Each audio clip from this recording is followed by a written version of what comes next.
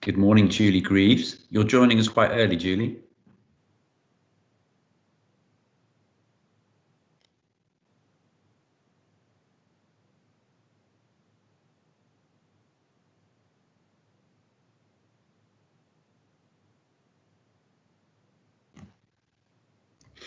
Chairman, we're live.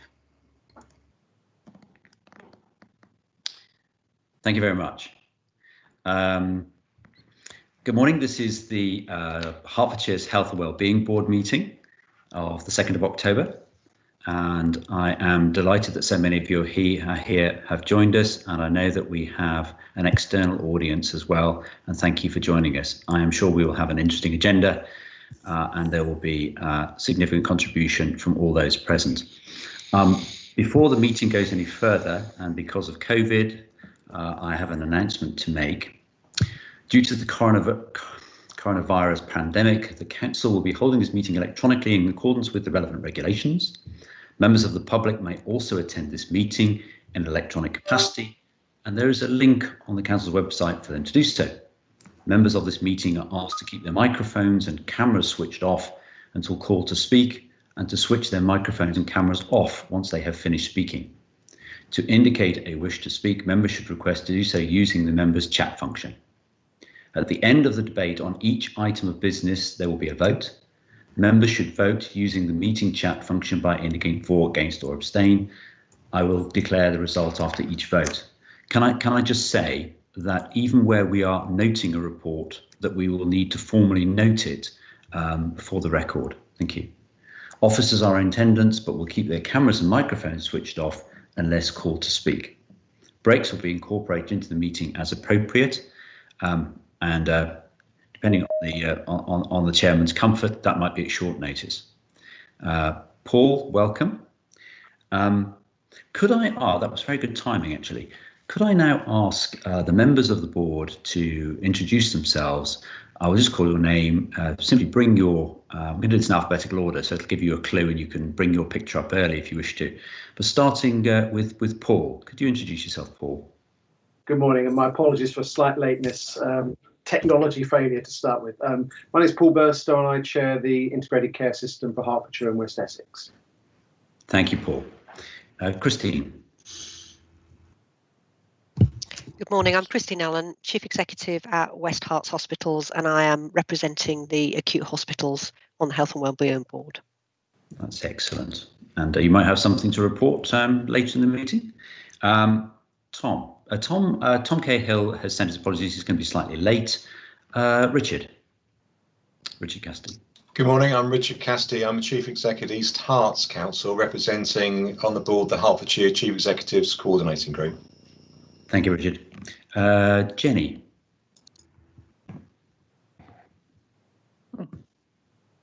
Good morning, everyone. I'm Jenny Coles, Director of Children's Services at Hertfordshire County Council. Thank you. Jane. Good morning, I'm Jane Halpin. I'm the Executive Lead on the Herts and West Essex Integrated Care System and also the Accountable Officer for East and North Herts and Herts Valley CCGs. Thank you, Jane. Terry Heritage, Councillor Heritage.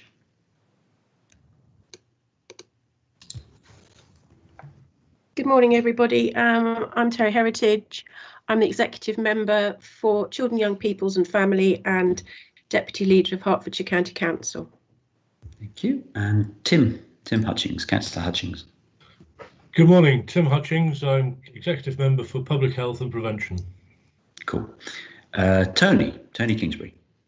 Hello there, I'm Tony Kingsbury. I'm leader of Wellington Hatfield Borough Council and a district rep on the board. Thank you. Very welcome. Thank you. David Lloyd.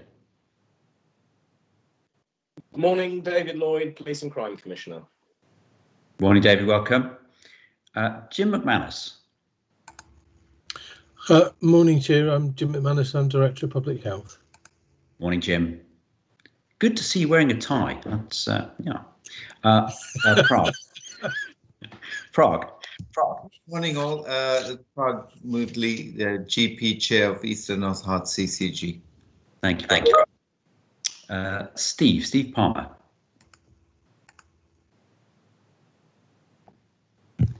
Is Steve here? No. Okay. He's still yet to join. Okay, thank you. Nicholas. Morning, everyone. Nicholas Small, GP Chair of Hearts Valley CCG. Morning, Nicholas. Martin Steer. Martin. I'm Martin Steers-Hanscom. I'm leader of North Hearts District Council and, like Tony, one of the District Council representatives. Excellent. And Sarah Wren. Hi, I'm Sarah Wren, Chief Executive of Hertfordshire Independent Living Service and representing the voluntary, community and social enterprise sector. And it's great to have you with us, Sarah, and for what is a significant attendance with very, very few apologies. Those that I have received are from Chris Badger and from Claire Hawkins. And this morning, could I ask Tom Hennessy to introduce himself, who is covering for Ed Knowles, who's currently on secondment. Tom. Hi, good morning. I'm Tom Hennessy. I'm the Assistant Director for Health Integration, usually covering East and North Hearts, but whilst Ed's gallivanting off on secondment, I'm trying to cover Hearts Valleys as well. Is that specifically what he's doing, is it? Absolutely what he's doing. And thanks, Jim, for the tie. Thank you, Tom. That's excellent. Now, colleagues, Jenny has I think we had this last time, Jenny has a significant role nationally, as do others on this board, but she is pushed for time. So we have brought her item to take place after Jim has given us an update on the COVID situation.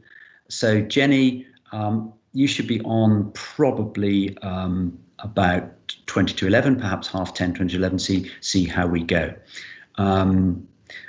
Just going back to the formal part of our business, the minutes of our meeting of the 23rd of June, are those considered accurate? Now, do we need to? I think the way I'm going to do this is, rather than 20 odd people say agree, if anybody disagrees, can you let me know? If anybody's got a problem with the minutes, can you let me know? That seems to be okay, nothing coming through, so I'll accept those as okay. And are there any matters arising? No, I think many of the agenda items do follow on from our last meeting, and of course we are in the middle of a pandemic, which is why we've got Jim, and of course Jenny's item, which was looking at the response of children's services to pandemic, and we've got adults as well, much following on from where we were. We also have an update, of course, from Jane, and look forward to that later. So minutes are agreed, that's great. Public questions. Wrong. It's very remiss of you. No public question. Disappointed. No, seriously. We have no public questions. Thank you. Jim McManus. I think this brings us through to your item, which is an update on COVID. Welcome your report. And also, I think, as with all those that are giving us an update this morning, it would be really helpful for board and for those listening and attending this meeting in the background, where we are today. You know, what is the latest as far as COVID is concerned in Hertfordshire, and in your capacity, Jim, because I think you're you tell us what you are nationally, and introduce your report at the same time. Thanks. You're on mute, Jim. Some people would quite like that to be on mute. Right, can everyone see the slides that are on? Those slides are coming up clear with me. Lovely, wonderful. So in addition to being Director of Public Health for Hertfordshire, I'm Vice President of the Association of Directors of Public Health. And I was one of the people that wrote the national guidance on the local outbreak plans, and I've also been involved in a number of national pieces of work on social care and various other things. So I don't have much to do other than remark on how nice the ties are this morning that people are wearing. You were quite busy in Hertsmere and Dacorum recently, weren't you? I think. Yes, and colleagues will have seen that actually that Hertsmere has come off the watch list, and that was announced last night on Sky. So I think we're very, very pleased about that. If I rattle through this and give the very latest situation, I updated these slides this morning. Everyone's asking, are we in a second peak? And the thing about scientists is you get 5 in a room and you've got 28 opinions. So some people will say we're not in a real second peak because we're testing more, and others will say we are in a second peak. I have to say that's a bit of an esoteric argument, because actually service demand is going up, infections are going up, and people being ill are going up. So we are in a second peak. Whether it's higher or lower than the first peak at the minute is not as relevant for planning service as we are assuming that we are having a second peak, that we are in it. We will do everything we can to reduce it, but we will do everything we can to respond. So it's a kind of pragmatic response that we're giving to this, rather than necessarily a massive sort of let's all be academics with a science response. And just to show, this is St Albans in yellow and Hertfordshire in green. The numbers in St Albans have come down again, which is great, but you could have picked a number of districts in Hertfordshire, and this just shows that we are mirroring the national trend. And in fact, if you look at this picture, ignore the red lines, they are just statistical exceedances, but you can see that kind of Hertfordshire is going up and down. So the thing to look at is the middle set of columns headed in green called last 7 days.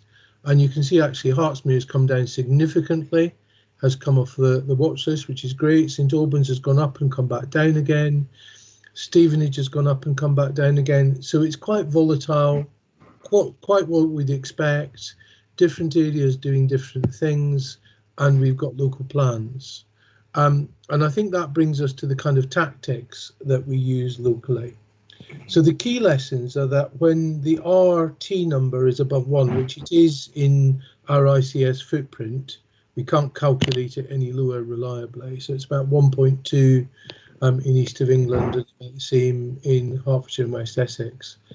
Social interaction is the key driver of increased transmission. And there are principles of intervention and evidence about that it's increasing. And what that means for us is actually household transmission remains the most widely recorded setting.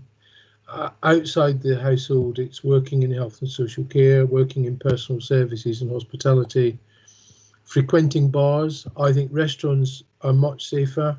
Places where people are seated are much safer. Opening schools, colleges and universities is, we've always known nationally, likely to increase transmission, not because of infected children, because we don't think young children transmit it from one another, but just because of the numbers of people circulating. So we can't blame these sectors for transmission. It is social interaction just adding to the weight of that. I'll skip these slides for sake of time, Chair, and say, well, what does that mean? Well, it means that our current tactics in Hertfordshire are about continuing to suppress the virus. And the foundation of suppression is effective testing, and we know there are challenges with the national system, effective contact tracing, and yesterday our new enhanced contact tracing system in Hertfordshire went live. So we will now take cases from the national system if they can't contact them within 24 hours. Jim, are we just on that, Jim? Are we a pilot, or are we are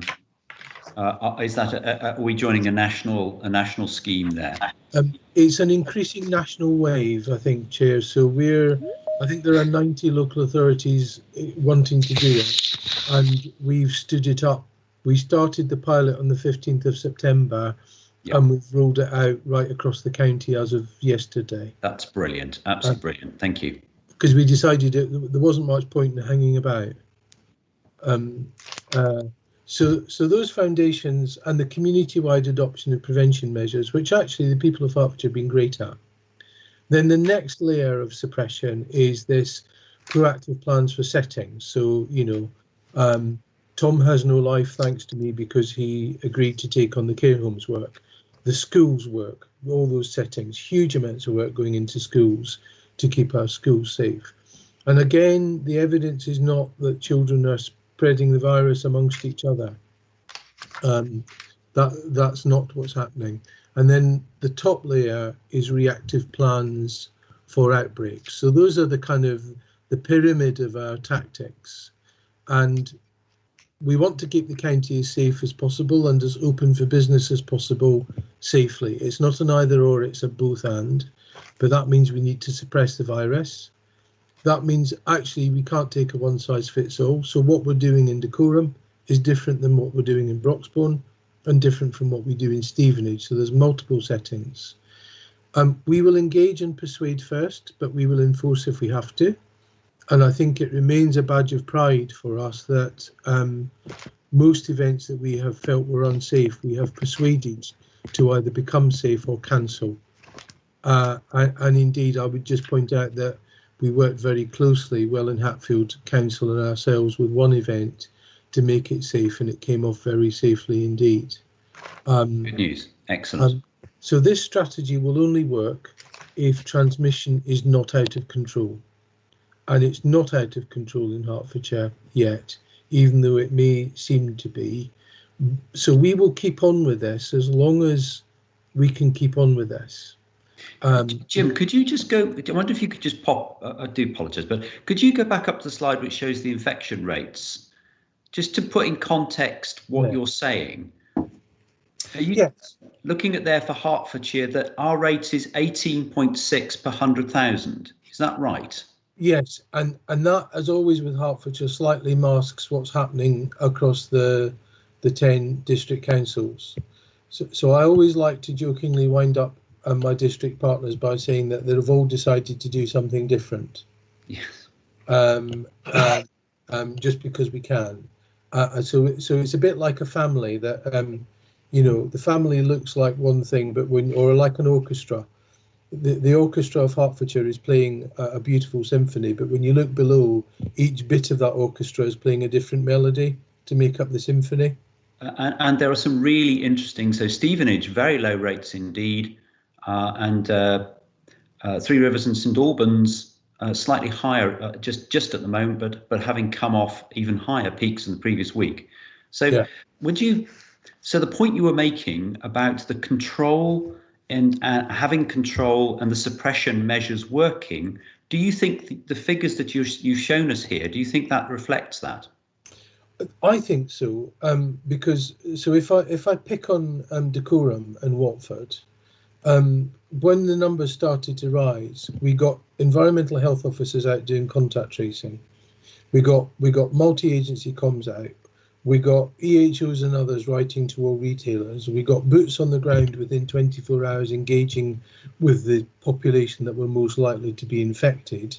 And then we kind of rigorously started contact tracing.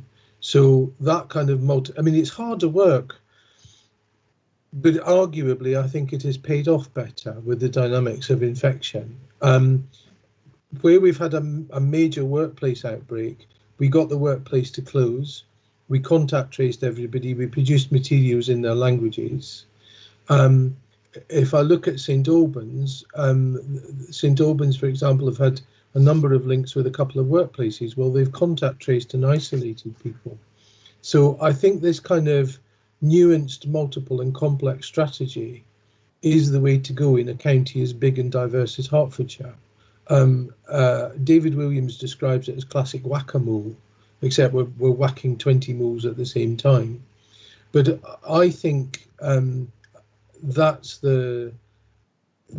plus the foundation of the people of Hertfordshire doing their bit, because if they weren't doing their bit, we would be unable to contain spread. That's excellent. So we can only do this as long as they continue doing their bit. Does that make sense? It really does. Thank you for that, Jim. That fleshed it out. Thank you. I am worried about Mr. Williams's relationship with moles there around the county. So I'll skip a few slides and I'll move on. And there's this diagram called the Cycle of Health Protection, which basically takes you through 5 blobs, and you start with actually working out what the epidemiology is doing, and then you look at what the evidence is for actions, and then you formulate your actions and you implement them and you work out whether they've worked. And we've turned that in Hertfordshire into 4 questions that every outbreak is asked to ask itself, and I won't go through the sub-steps, but what's driving the rise in cases? What are the dynamics of infection? What has worked or could work? What do we need, and do we need mutual aid? And who will the district lead, if it's a district outbreak, be assigned to manage and report back? And I have to say our district partners, I mean, the family of 11 authorities and the public sector family of local government, police, voluntary sector, NHS colleagues and a whole host of others have been amazing. I think we've got 2 ways of going through the next 3 to 6 months. One is we end up in a large peak that could continue until Christmas. I think at the minute what is more possible to me is that we have a peak that we manage to suppress, because the latest evidence is the virus is spreading more slowly than it was from the national surveillance studies. If that is true, and it's an if, then actually that explains why this peak has not ramped up into as many hospital admissions as the previous one quite so quickly. But people are still getting ill. The survival rate has gone up, and we must not look at death as the only bad outcome from COVID, because significant lengthy demands on people's bodies are resulting in things like weakening of heart muscles, ongoing fatigue, a whole range of symptoms that will create a burden for care services. So this slide I shared with you a few months ago, to me, still feels about right. We're still looking at full recovery next year. We're not at this kind of much vaunted herd immunity. And the dangerous thing about saying let's rip the virus rip through is that it's a fallacy, because first of all, you have enough viral spread in young people and it will spread to the vulnerable and the elderly. It absolutely will. The second thing is there are people who don't make antibodies, and there are people who are susceptible to more serious illness from this virus of all ages. So that's a dangerous strategy, because you will have 19-year-olds, and we have had young people die. That will happen again. So the misapplied science of herd immunity is something we really mustn't take on here, because it is not the answer. Okay. And then there's, and Jane, I think Jane's report particularly, and Jenny's report actually go into some detail about some of this. People are not talking about a pandemic, they're using a word called syndemic there, which is a variety of different epidemics coming together. The virus is the first big one. Then there's the impact of people who haven't been able to get routine care for urgent conditions because of the virus. Then there's the interrupted care on chronic conditions, lots of elderly people developing muscle weaknesses because they haven't been able to get services, for example. And then there's a long-term mental health wave. So we need to be in this, I think, for the long term in terms of where we're going. Yeah. I won't go over the rest of the system for sake of time, because I think we've covered those. I think you've given us the key messages, Jim. I just wonder if you wanted to finish with the key public health messages which backs up your assertion that we still have to be very careful in the wider community to keep that rate per 100,000 under 20. Yeah, so the virus is still circulating. It is still circulating very widely in the community. What we know works are regular washing of your hands and sanitizing, keeping your distance from people. It is 2 meters. It remains 2 meters. It is only less than 2 meters if you are wearing a face covering and are taking other measures. The third thing is wear face coverings where required, particularly in shops and indoor venues and on public transport. And if you test positive, if you develop symptoms or are asked to self-isolate, self-isolate. And if you develop symptoms, get a test. I know that the testing system is causing real challenges for people, but those 4 things will reduce the circulation of the virus. The virus is here to stay for the foreseeable future, and those are the most tried and trusted things, and I'll leave it there. Thank you, Chair.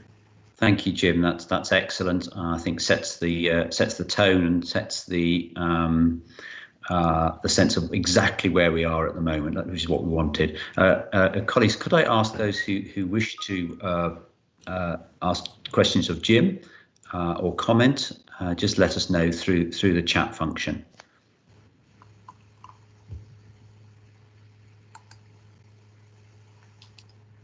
And just while you're considering what you wanted to ask and comment in the chat from Paul Burstow. Paul, I'm just going to ask officers in the background: is the chat publicly available? Can those who are joining us, can they read the chat?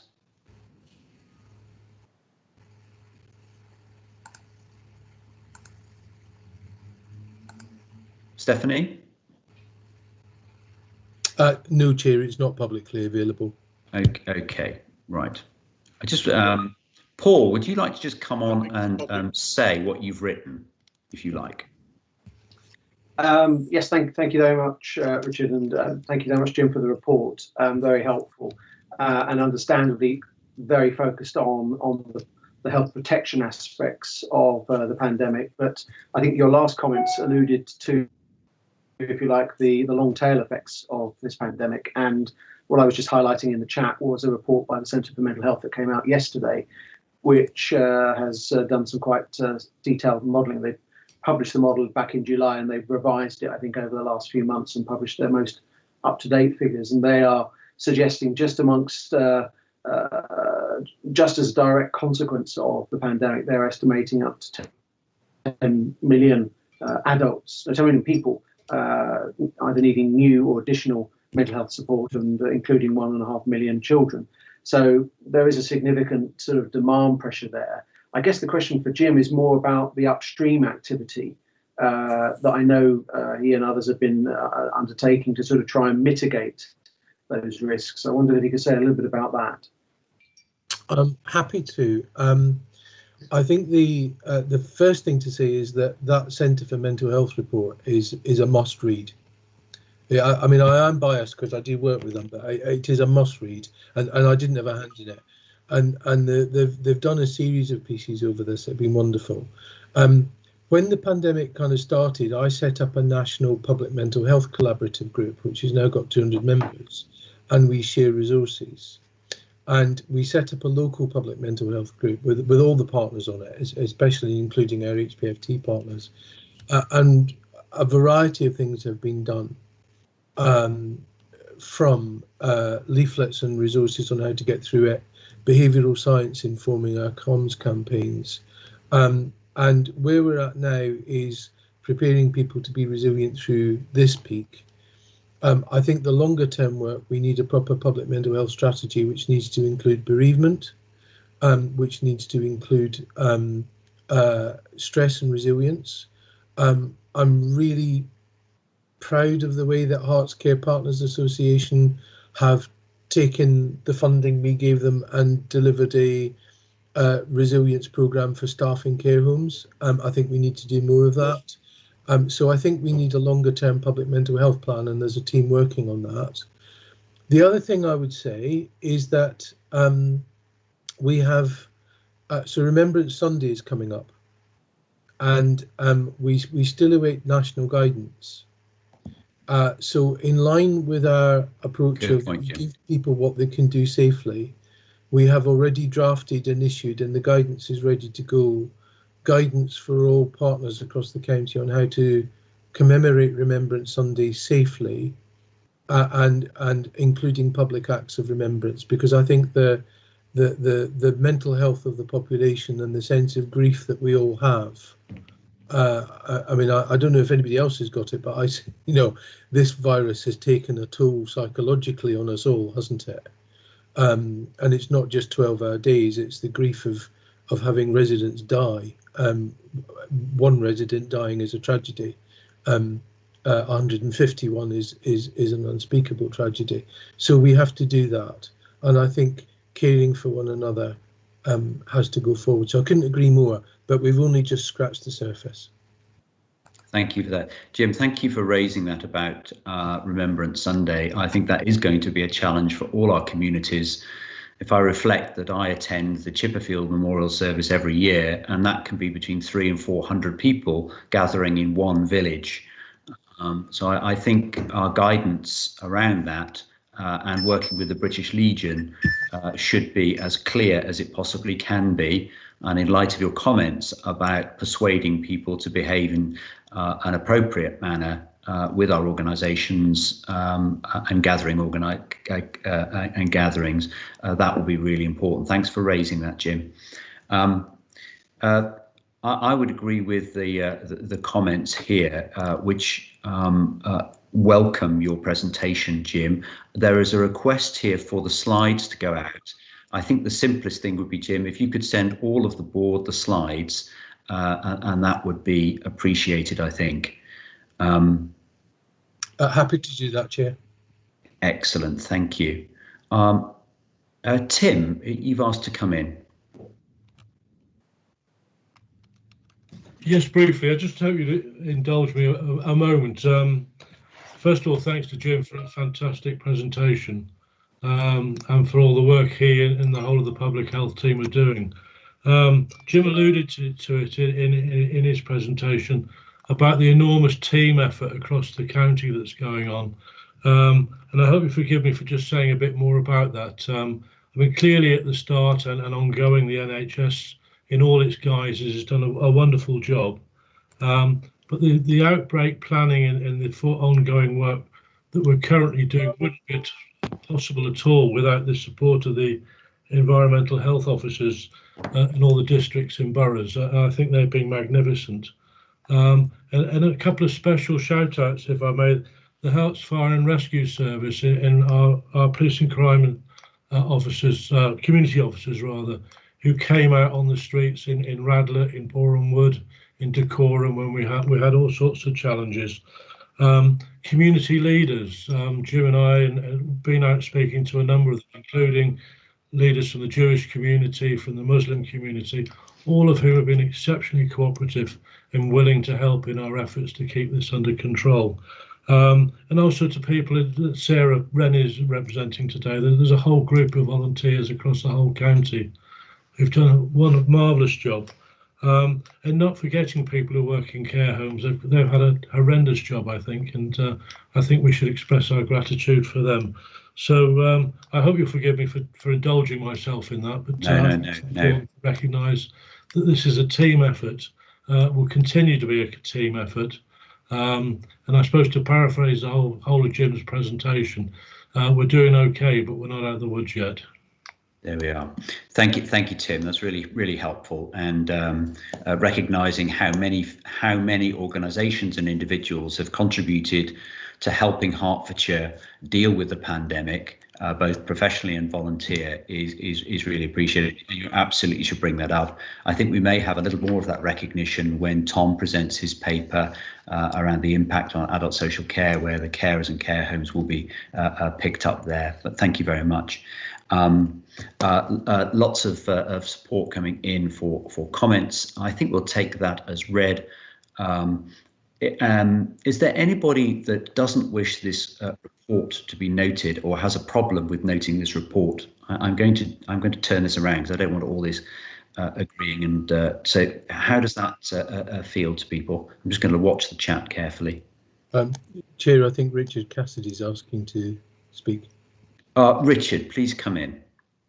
Thank you, Chairman. Just a very quick comment, just to round up, I think, the end of Jim's presentation. I think it's important. I think we do all recognise that hopefully we will come out of the initial COVID phase, but recovery it will mark the onset of a broader challenge. It's by no means the end of the crisis.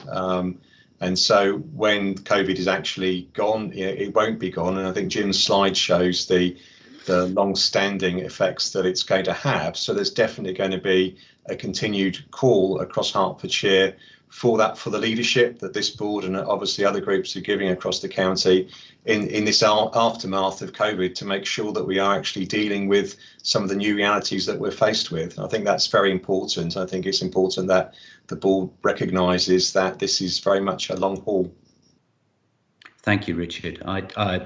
The strength of leadership across the agency partnership that has been dealing with COVID cannot be underestimated. I think organisations, I can sense it through the debate that we've just had after Jim's presentation and elsewhere, the Safeguarding Board, in fact, this week, that the strength of our relationships has improved through COVID for the net benefit of residents. So thank you, Richard. Echo your thoughts. My apologies. Sometimes the chat goes through quite quickly. Was there anybody else that wished to speak? No, that's fine. That's fine. I'm going to take the report as noted unless anybody says otherwise. I'll just give that 10 seconds. There we are. That's excellent. So that report is noted. Thank you very much. I can now ask. There we go. I'd now like to, Jim, thank you very much for your report, presentation, and then the slides to go out to members. That's and thank you to you and your team and everyone else who is working with you for getting us to where we are today.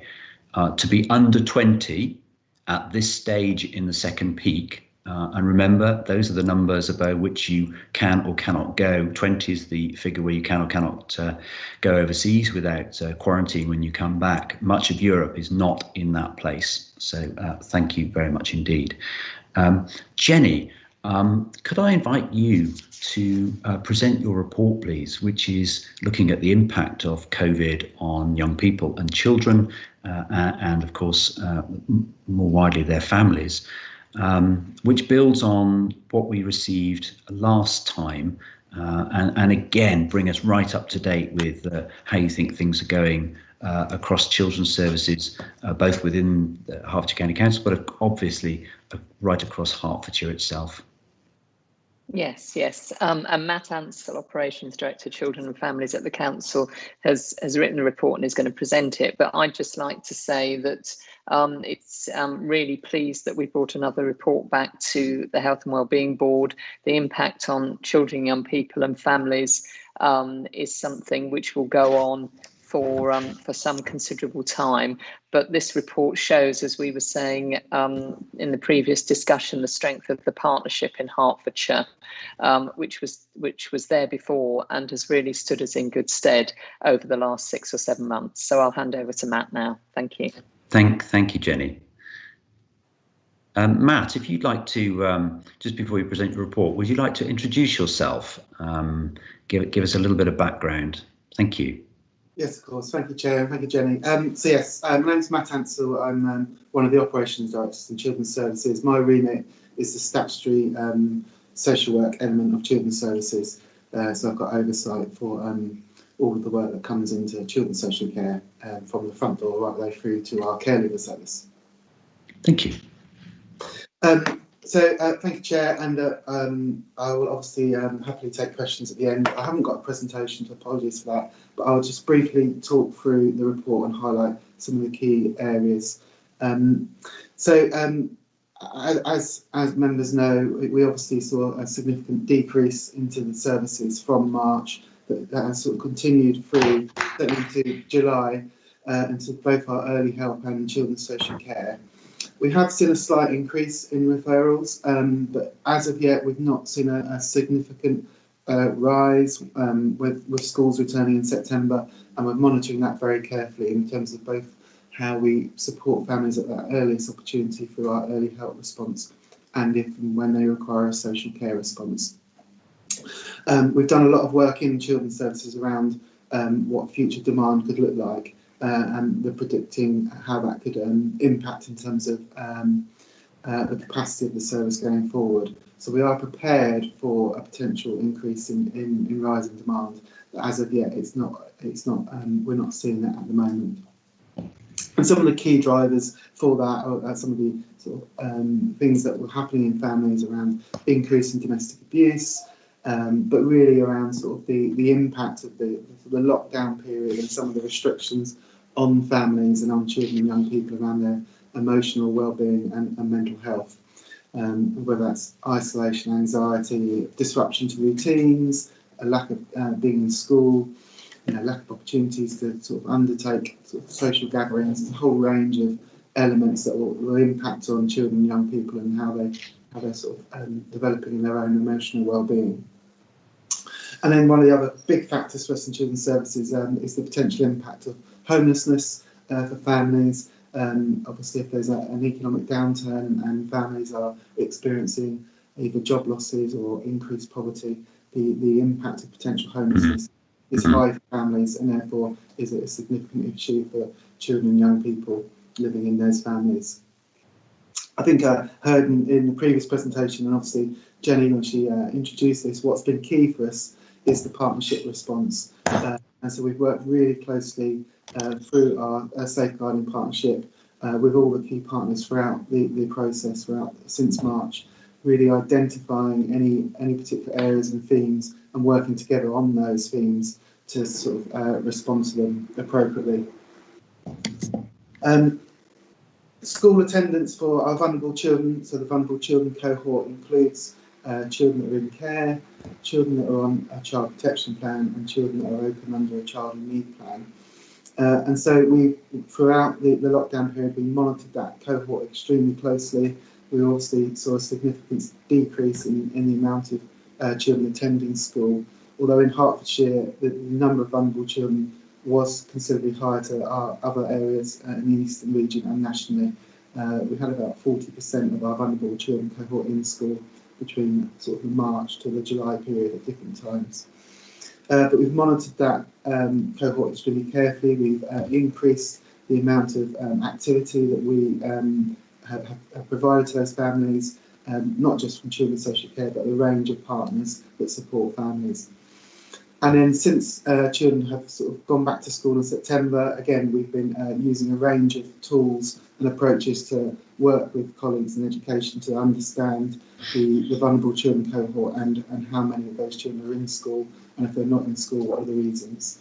That's obviously a very changing sort of dynamic picture in terms of the percentages, because obviously for a range of reasons, children will be in school and then they may not be. But last Friday was the last time we looked at it, was around about 80% of our cohort were in school and attending, which is obviously a really positive figure. And then colleagues within Children's Services have done a huge amount of work supporting schools, preparing for that return back into school for children and young people. There's a range of tools and information that have been set up. The Play Your Part, we've created a web page for families and carers to be able to access information about how you return to school and school transport. So a range of tools and ways for families to access information. So there's been really close work between Children's Services and colleagues in education. I'm just moving to report, sorry, Mike. As I've already mentioned, the strength of the partnership has been really key, and we've monitored through the partnership how we've been able to deliver the ongoing safeguarding practices, and there's a range of sort of examples of that within the report under 5.6 onwards, where I talk about the range of safeguarding practices that are provided and how they've been able to be maintained during that lockdown and reduced sort of capacity period. Which, obviously we don't know what the future is going to hold if we have to go into more restrictions. We're in a strong position in Hertfordshire to know what we can continue to provide to families and children and young people. In terms of thinking about specifically children and young people's emotional well-being, I mean, obviously in the report highlighted the need and the demand for CAMS services and how that's been monitored. There's obviously, as we talked about, a range of potential increased needs for children and young people that has been an impact of the pandemic. And again, whilst we're seeing an increase in demand at the moment, the anticipation is that demand could continue for some time. And certainly in children's services, we are seeing the impact of this for at least an 18-month to 2-year period, rather than a short-term period now. So I guess there were the main areas I wanted to highlight. There's, in the report, we've also talked about how we've met the needs of our BAME community during this process. We've had to think really carefully about how we provide support to those families from a BAME background, but also how we support our own staff to make sure that they're kept safe and they feel supported. So there's been a range of activity around that particular issue, and you can see from the report that we've undertaken some surveys as well, so we can continue to engage with our children and young people in our communities. So I think they were the areas I wanted to highlight. I don't know if Jenny wanted to pick up on anything, or happy to take questions. No, that's fine, Matt. And I know, Terry, you'd like to come in as well to talk about the range of services and how they've worked together.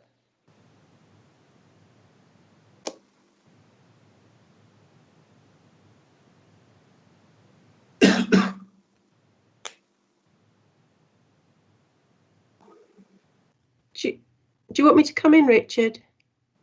So you're on mute, sorry. So there we are. I'm shuffling papers, trying to be quiet. And there we go. Teresa, I was bringing you in. My apologies. Yeah. Yeah, that's okay. That's fine. Thank you. Thank you, Matt, for that report. Obviously, I have heard it before, but it's a really positive report. I just wanted to highlight a few things. Just to say that the Children's Services team, and I call it a team because it's a vast number of people that support each other, have been doing some terrific work during lockdown and since we've all gone back to life as normal as we know it. And I'd just like to take your public opportunity to thank them all for what they've done. Last night we actually had a virtual Children's Services award ceremony, which was great fun as usual, and I know Richard has been to them in the past, and that actually amplified the excellent practice that has been going on across our authority. I just wanted to highlight, if I might, on a piece of work that I learned about this week, and when I went on my first non-virtual trip, i.e. I went out personally and met some teams over at the Lister Hospital, outside, socially distanced with a mask on. But this was to meet the new hospital social worker who is working via YC Hearts, but who is working with the A&E team and community team at the Lister. Now, this was actually a really powerful meeting because I actually met the community matron who had told me about the impact that this social worker has had, in that she's able to talk to young people when they come into A&E and actually direct them to things within the community that they might be able to access to help them. So actually, an example was given to me around a young person came in with a migraine. Now, the hospital could have sent them home and said, oh, take some tablets, you've got a migraine. But actually, the social worker was able to sit down and talk to that young person and find out what the underlying cause was. And it wasn't medical. So it's that type of thing that's going on. And it's actually at the moment being financed with a grant, and it's at Lister. But and this really shows how we're working across the ICS, is so that the East and North Hearts Trust and a grant did the Lister bit. The police commissioner is paying for it to be extended into West Herts, and we're looking for funding for Harlow. So this particular piece of work has taken off during COVID, and it's really a demonstration of how strong our partnership is in Hertfordshire. And I just wanted to highlight that because I think it's important that we try and sustain that type of work. Putting a plug in for the IP process, but you know, we're all doing our budgets now. We need to think about prevention. Yep. Our adolescents are really important, and the little ones, it's tough, but actually for our teenagers and our young adolescents, this whole period's tough, and it's going to get tougher. So we need to think about what we do around that. So I just wanted to say that. I'm sorry I took up a bit of time, but I thought it was important. Thank you. And every time those teenagers go out and enjoy themselves, Jim tells them they're not allowed to. So there we are. Yeah, we are. Yeah, absolutely. That's lovely. Paul, you wanted to come in. Thank you very much, Richard, and very strongly agree with what Teresa just said about the importance of focusing on children and adolescents. You know, half of lifelong mental health problems have their first signs by the age of 15 or so. So anything we can do to make sure that we're increasing resilience and helping in the adversity is really key. I wanted to just ask if any work had been done, particularly in regards to the poverty and financial difficulties part of the report, to look at the distribution of those that have been on furlough across the county. I imagine it's concentrated in some parts of the county more than others, but what we are beginning to see, I think, nationally are pictures where obviously protected notices are being issued, and people who would never have expected or indeed have experienced a period of unemployment are now facing it for the first time in their lives, and as a result may well be people who will present to services for the first time. And I just wondered if, like, that sort of potentially is a lead indicator of where demand might come from, just sort of what was being looked at on that regard. That's helpful. Paul, who would like? Matt, do you want to pick that up? Yeah, I can. Jenny. Yeah, let Matt go first, and then I was going to bring in something around the skills strategy and the LEP. So yeah, I mean, from a Children's Centre's point of view, from our front door, we monitor all the type of contacts we get, and then that's one of the things that we anticipate is that we're going to see new families potentially coming towards services that potentially would never have done before.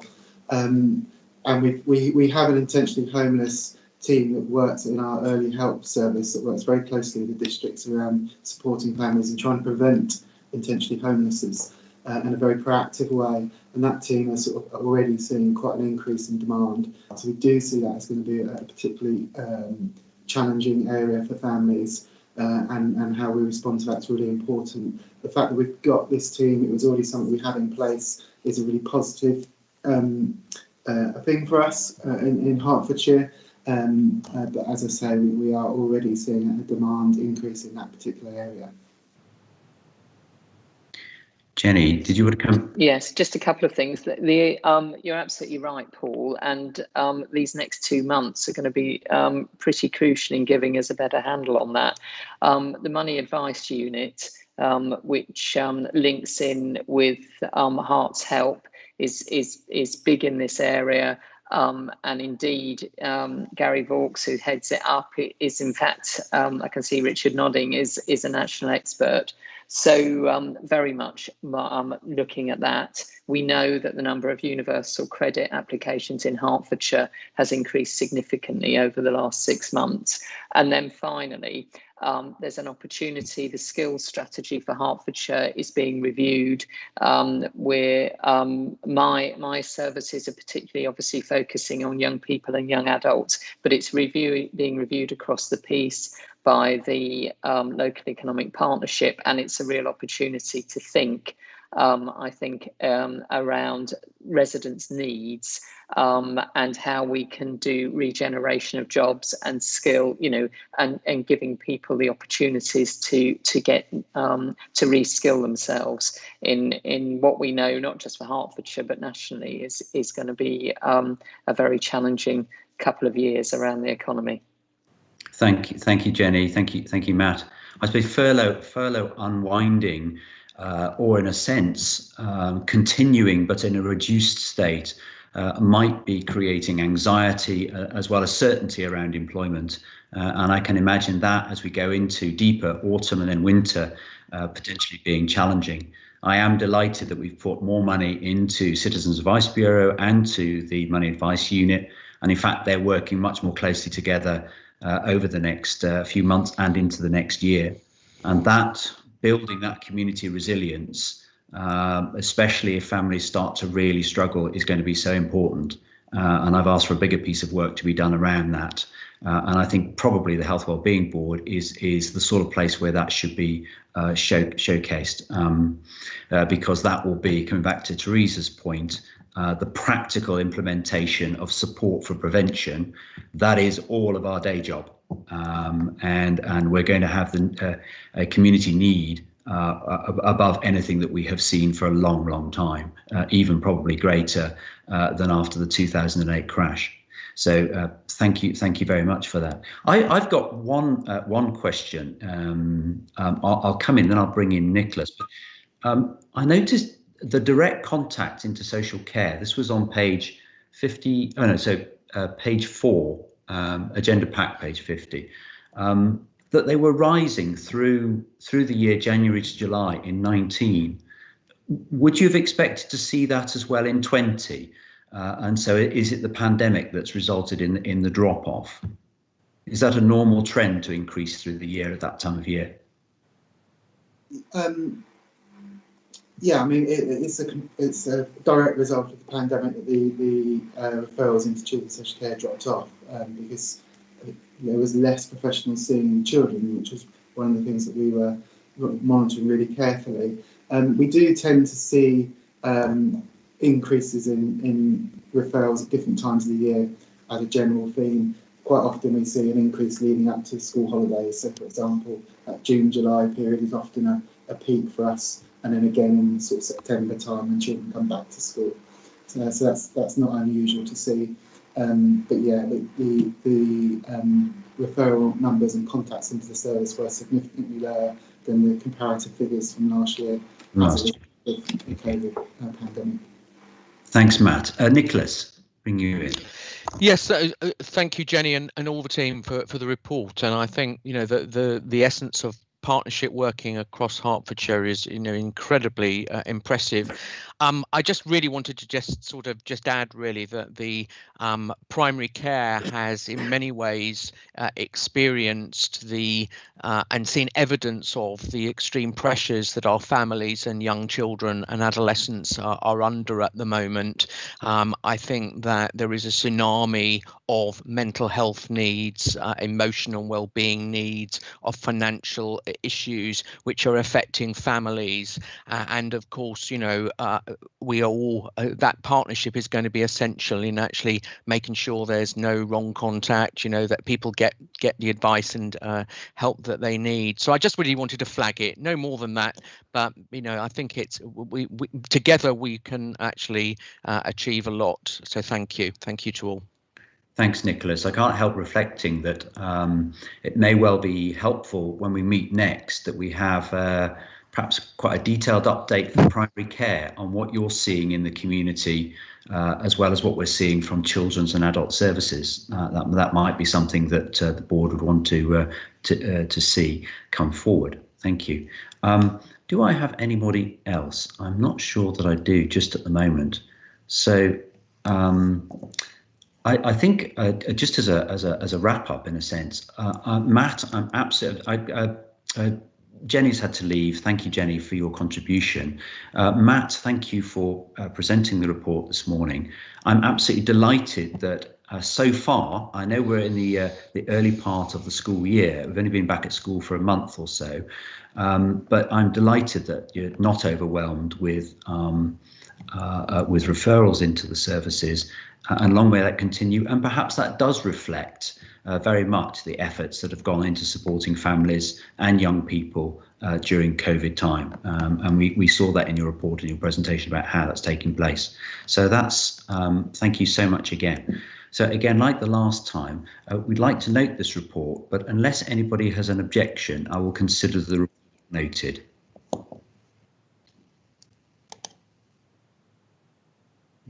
and nobody's objecting to noted report, so that report is noted. Thank you so much. Thank you, Matt, and thank you, Teresa, as well. Thank you very much. I'd now like to move to, and if we could just perhaps in the minutes we'll pick up my thoughts around understanding the pressures in primary care.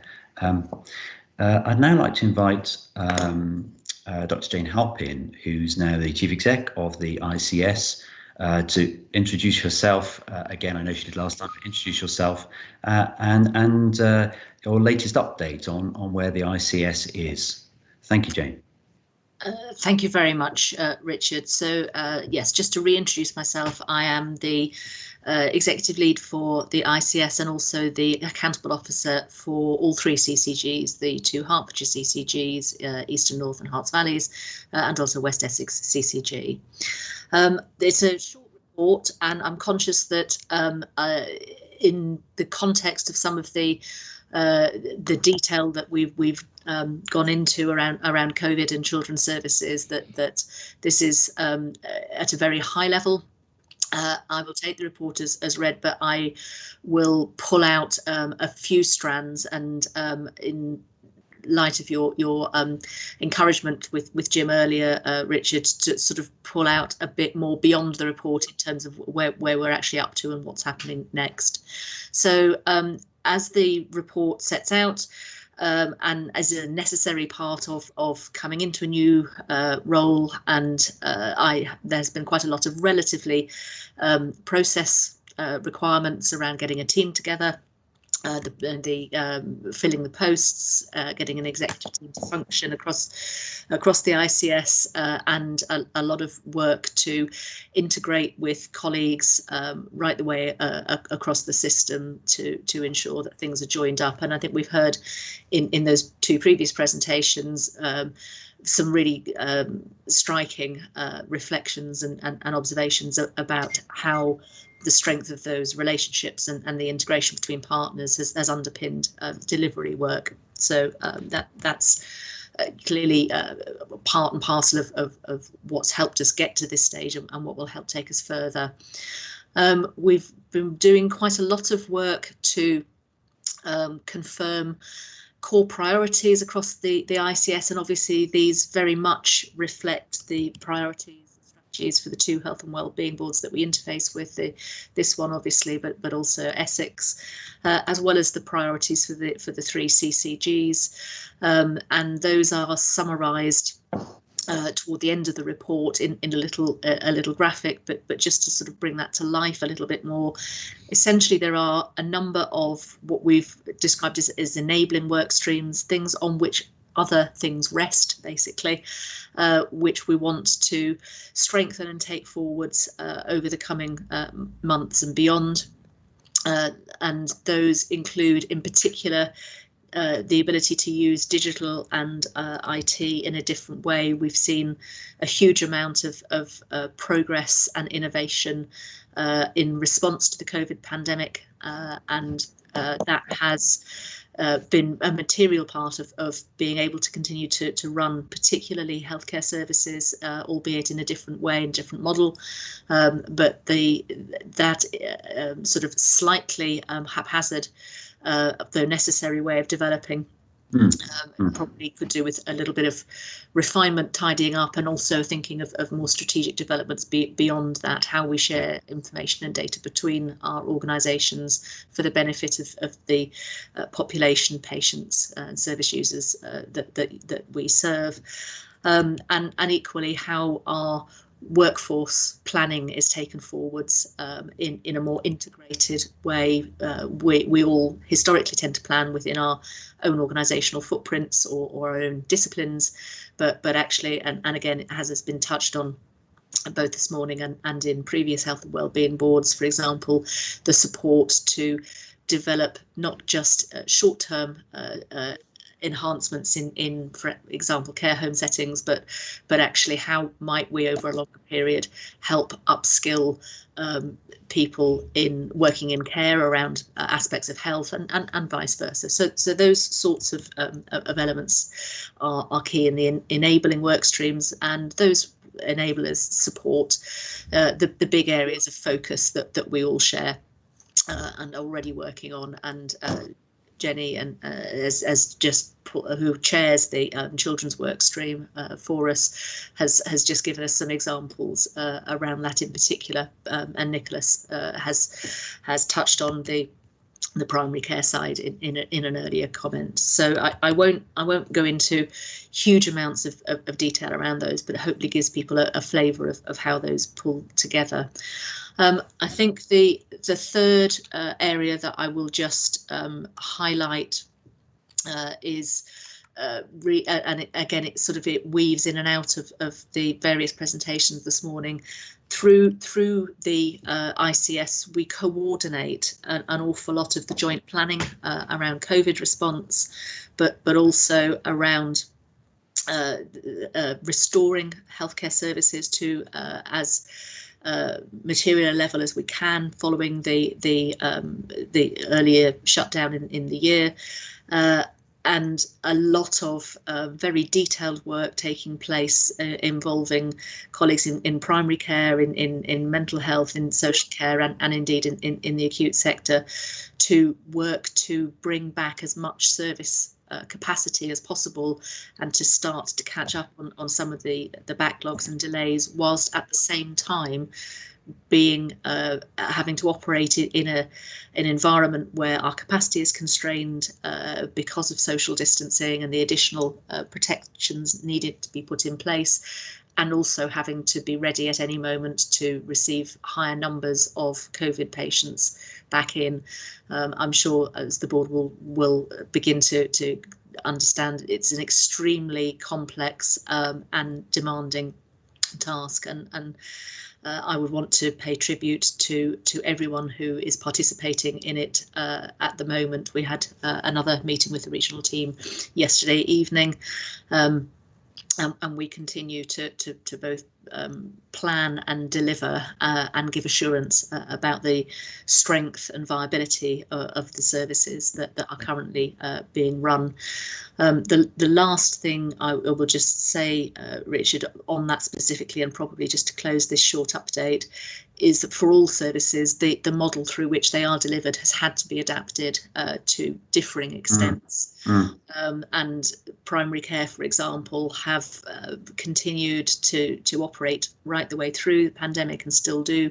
However, the requirement for patients to essentially go through a triage process first is going to be there for some time. For the feedback we've had and continue to get is that actually patients understand that in the main, and it doesn't cause them any undue concern.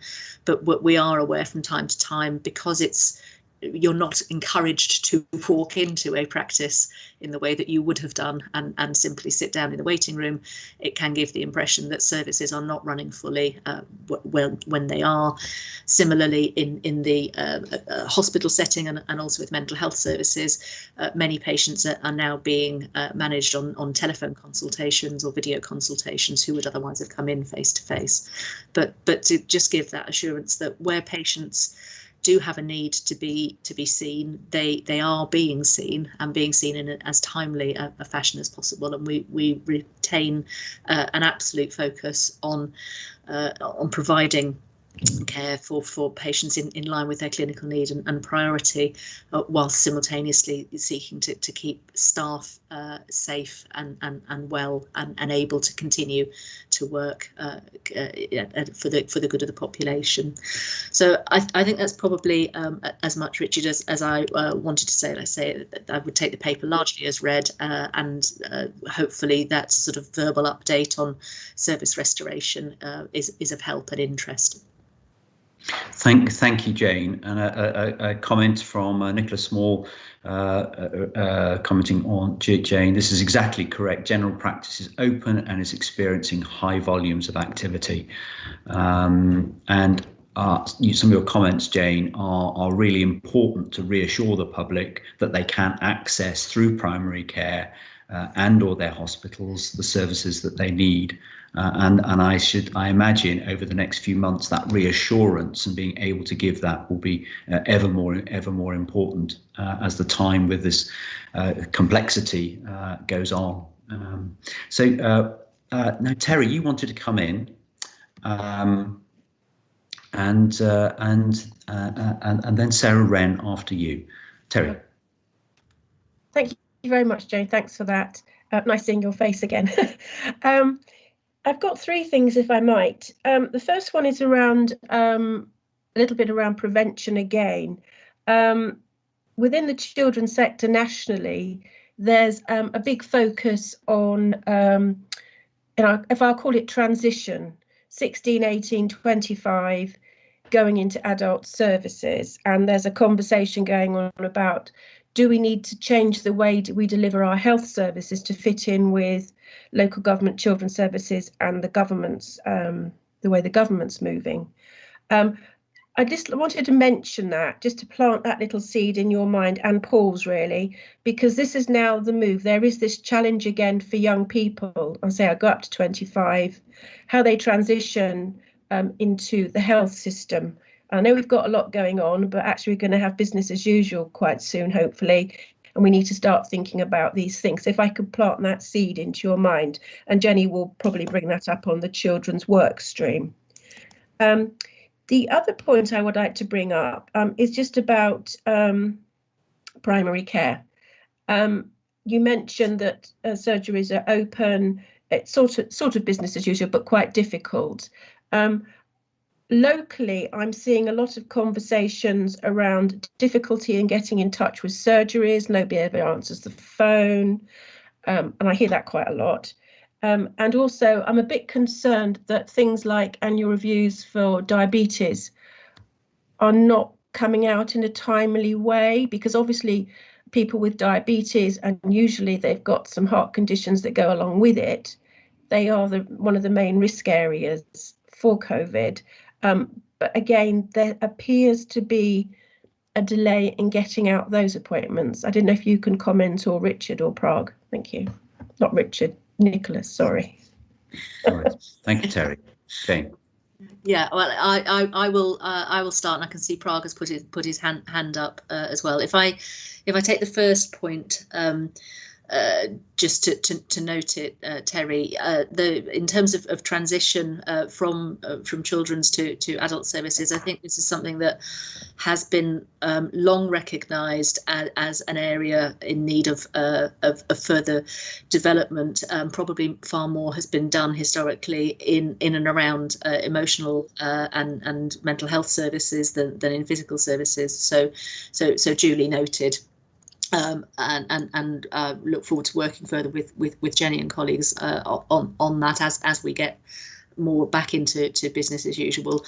In terms of primary care, as I said, services have run right the way through for the earlier part of the year, whilst COVID rates were at their peak and emergency demand was coming in through primary care every bit as much as it was through the hospitals. Clearly, some of the more routine aspects of work have not been able to continue at the same rate in every practice. But are now absolutely being picked up on, and I'm sure both Prague and Nicholas will want to come in on that in a moment. They will have a far better granular understanding of that than I will. In terms of the ability of patients to make contact with practices, we have heard from some patients that this has been an issue. Part of the work we've done with practices and primary care networks has been to essentially buddy people up.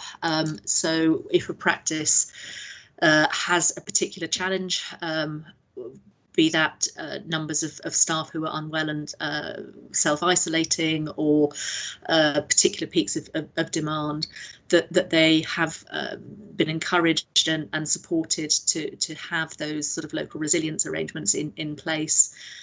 it doesn't mean that it will work perfectly for every practice at every time, and clearly the practice's ability to respond promptly to telephone inquiries was not evenly distributed before we went into this. So some people will be starting from a slightly lower baseline, but we are continuing to work actively to support practices to do that, and to, let's say, think about different methods of being able to do that through potentially shared arrangements if it's just if it's a small practice with a very limited telephony service. But if I stop at that point, and I think Richard Prague probably had his hand up momentarily before Nicholas.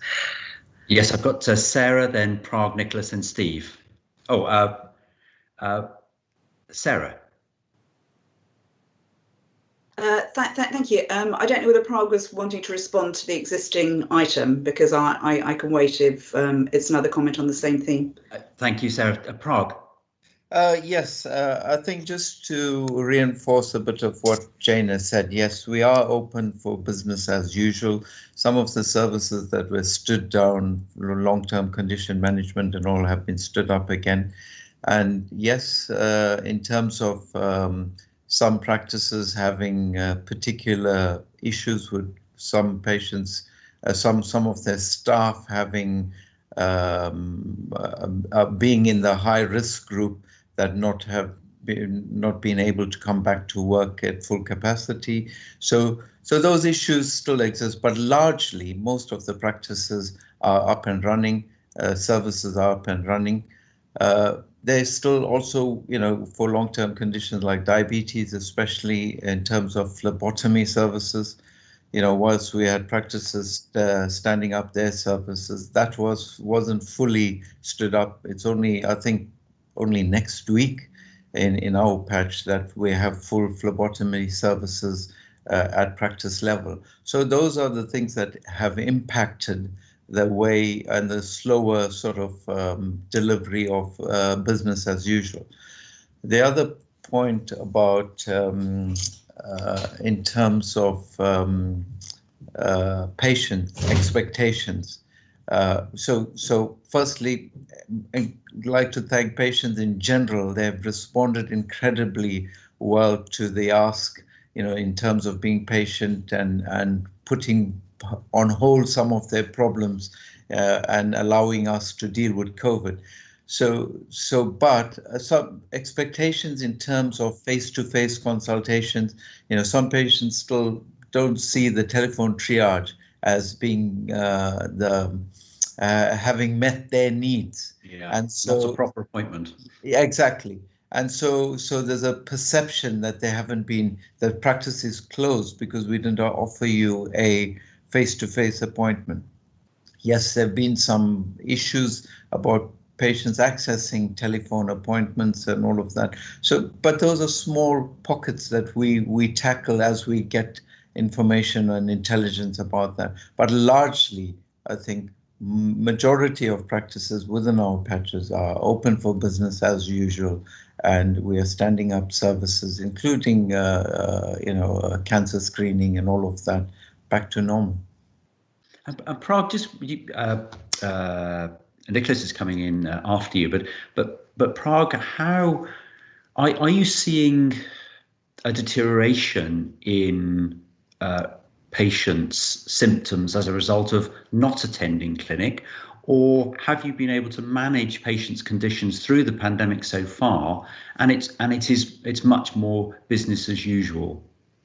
So there's a bit about that in terms of some of those patients have presented late with cancer, for instance, because they just didn't think they should be bothering us during the pandemic, right? So there's a bit of that. So how extensive that is, I don't know. I can't comment, but I think further down the line we'd be able to have proper data about that.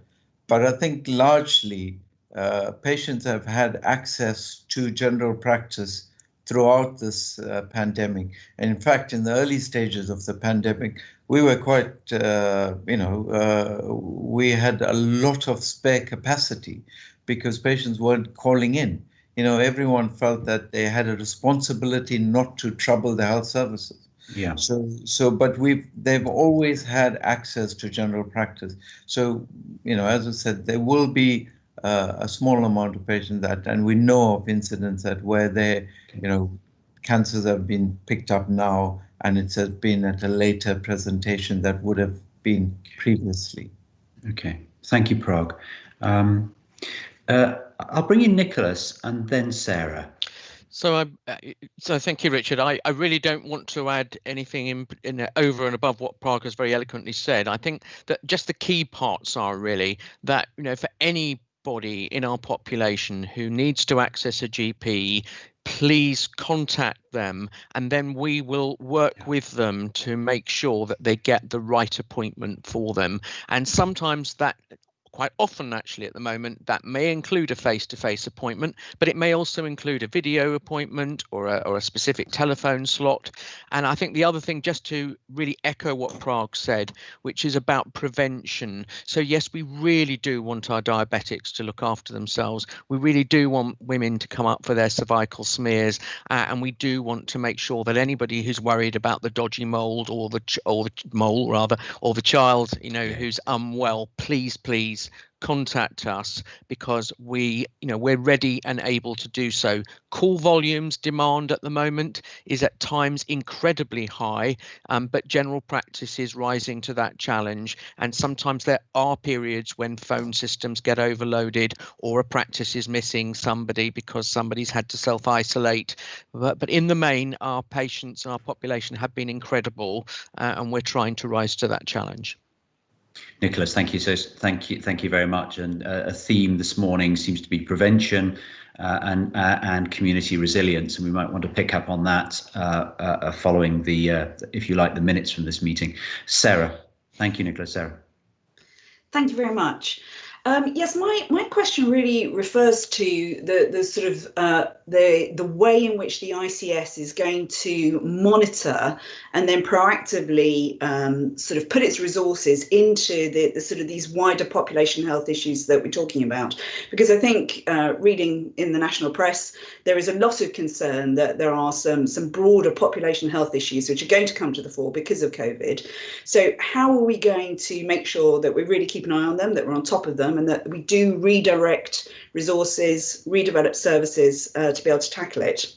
And then just one other additional point. In the other discussions that we've had today, we've been talking a lot about this sort of wider determinants of health. And I think one of the great things about the ICS, which, from an outsider perspective, seems to be going great guns, so that's fantastic.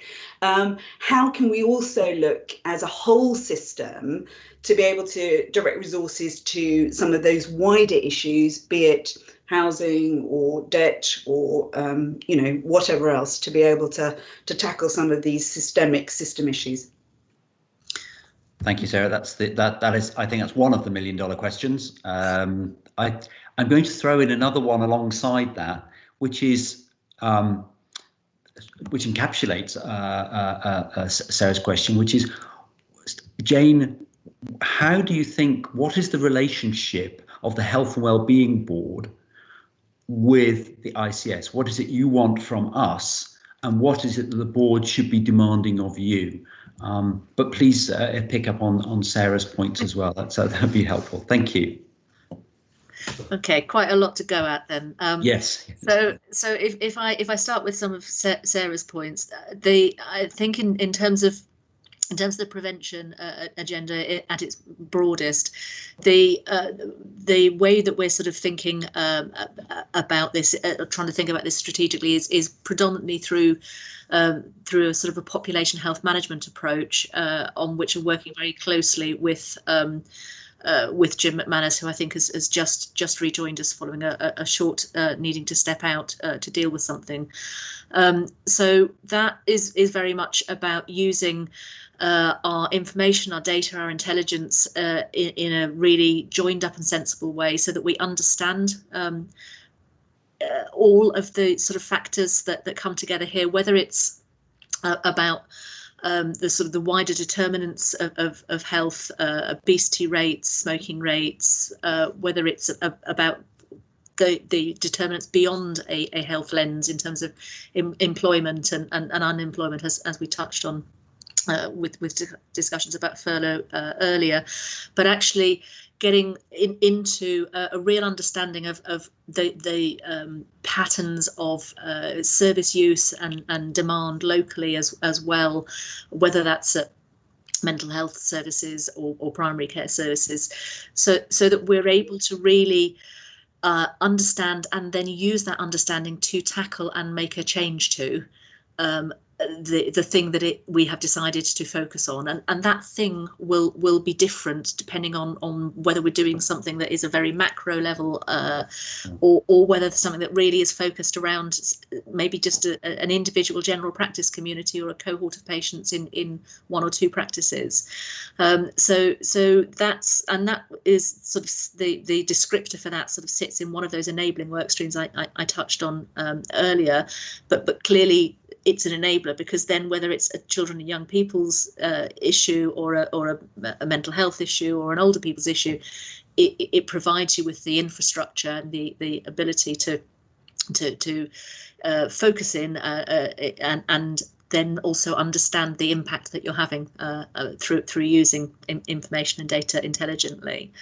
So the second bit that sort of links to that, and I think will in part, Richard, take us to your question, is we've focused, we've talked about the ICS, the integrated care system, but actually what we're doing is evolving integrated care partnerships as part and parcel of the whole change programme, and those are for our area are four. They are the three local areas of Herts Valleys, Eastern North Herts and West Essex, and also for Hertfordshire mental health and learning disabilities specific focus that Tom Cahill leads on. And so if I just hold the mental health one to one side for a moment and talk generally about the locally facing ones, we are particularly keen that that's the lens through which district councils will participate, for example, around housing and environmental standards and things that Sarah, you've touched on, as well as recognising that a lot of the voluntary and community sector partners we work with are very much bedded in place, as well as some of the overarching ones. So again, that's part of both how we evolve the structures, but it's also how we also focus on what the prevention agenda and the addressing of inequalities agenda is in a very real and tangible and joined up way. So Richard, I think if I just sort of try and answer your very broad question, I think the relationship between the integrated care system and the two health and wellbeing boards is a really important one and needs to be a really strong, vibrant and transparent one. But I think at the moment we're all kind of working through exactly what we need of you and what you need of us, but very much in a spirit of wanting to do this together. We're aware that the Health and Wellbeing Board is starting on a process of looking again at its strategic objectives, and we would want to work very closely with you on that, so that we develop a set of principles and objectives that actually are absolutely right for Hertfordshire, but actually also allow us as an ICS that crosses into another local government area to have something that works. That works across the breadth of the patch, and noting that, you know, in particular that the East Herts, West Essex population, where population growth, planned population growth is expected, will need to be thought about increasingly from both sides, I guess, as part of that. But yeah, I'll stop at that point. I can see there's a number of other people wanting to come in.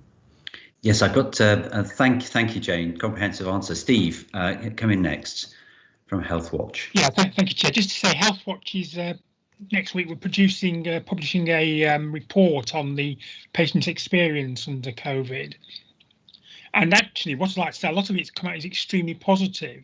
The sort of video and telephone conversations people have been having with consultants and with GPs have been very popular. I think somewhat to the surprise of many of the participants themselves, who sort of went into them with a bit of trepidation, thinking, you know, this is a second-rate service, we're not getting face-to-face. But actually, I think the experience has been largely very positive. And that's possibly also true from a consultant point of view. Perhaps may have had some trepidation about going to this and, you know, why can't we see people face to face? But I've found it a very, very positive and helpful way of doing things. And it's, you know, hopefully this is not just something just for COVID, it's something for the future. So I think it's something we're quite pleasantly surprised by what we found when talking to patients about this.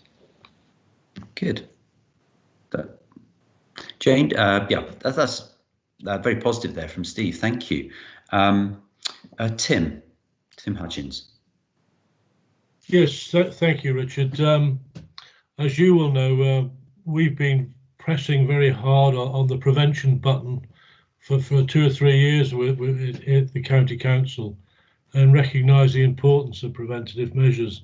So I'm delighted this morning that it's getting such a good airing, and I just wanted to say that as the ICS develops, and indeed as we all develop all our policies, that we don't forget this and that we actually do something about this very, very quickly after this meeting to make sure that we carry forward, I think, what are very necessary measures for the benefit of the people of Hertfordshire. Yeah, thank you, Tim. I think I have no more speakers. Jane, there's just, I suppose there's a wrapping this up is quite a difficult one, but reflecting on that, you and Paul sit on the Health and Wellbeing Board, and that we have a cross-agency gathering in the Health and Wellbeing Board, and that is its strength. Do we need a little bit of sort of cross-fertilization into the ICS board over and above what we've got at the moment? I'll pose that as a question. I don't expect an answer now. The same question may well come from Essex as well, and whether we need that just so that there's a full oversight between the two boards. I leave that in the ether, and just picking up this conversation again, how we develop our strategic direction for Hertfordshire across prevention, community resilience, building our voluntary sector, ensuring that community is the place for solution and not necessarily service provision. All of that to support primary care and ideally prevent people needing more urgent, acute hospital outpatient type care. That seems to be an agenda that we've really got to get to grips with, especially late pandemic or post-pandemic, where we may see more community need than we've seen in the last few years. So I think that is my reflection from this. Jane, do you want a last word, or are you okay? Yes, I think both Paul and I recognise and have discussed with many colleagues who are part of our ICS, as well as those organisations who are part of the very newly constituted partnership board, that the fact that the organisational governance side will absolutely need to evolve. So what we've got is a sufficient starting point. It's not necessarily the destination, but I would also echo what I've said around it's every bit as important to keep the focus on our integrated care partnerships as well as the integrated care system, because the involvement and the engagement needs to happen at both. It's not, using Jim's phrase, it's not an either or, it's a both and. Both and, yes, I couldn't agree more. Thank you for that. Jane, thank you for fielding all those questions and your initial presentation. Colleagues, Now, there's a wise suggestion. I was going to suggest that we have a comfort break of 5 minutes, and somebody else has suggested that as well. So let's do that. Before we do that, let's just make sure. Does anybody object to the noting of this report? If you just let me know in chat. I'm seeing no objections, so therefore I conclude that this report is noted, and thank you, Jane, for your contribution. There will now be we've just gone to 11:35. We will resume this meeting and in its public context at 11:40. Thank you very much.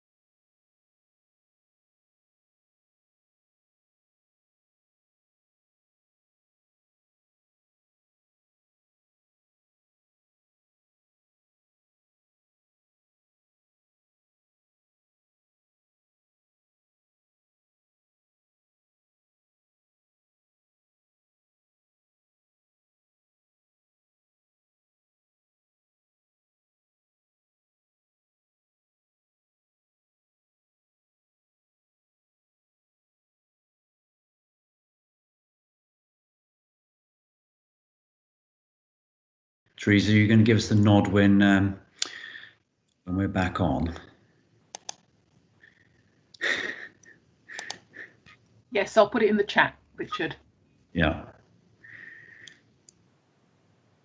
Any other sartorial comments? Tom, is that it?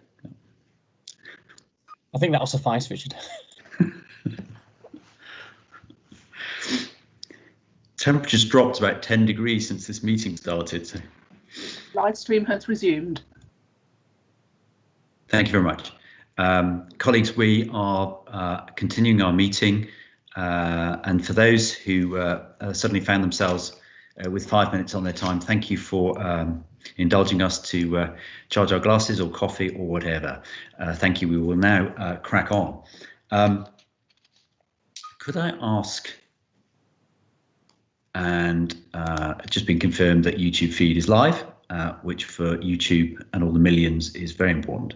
Could I ask Tom to introduce himself again and his paper around how where we are with adult care services are with COVID, a substantial report before us, which I hope has been read, and just again a little bit like Jim, introducing how where we are right up to the moment to give a flavour of how the system is coping.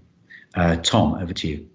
Thank you, Richard. Yeah, apologies that the report's a little longer than I probably had wished for, but I think it just goes to show that there's so much work that's going on, as with all partners that we've heard this morning.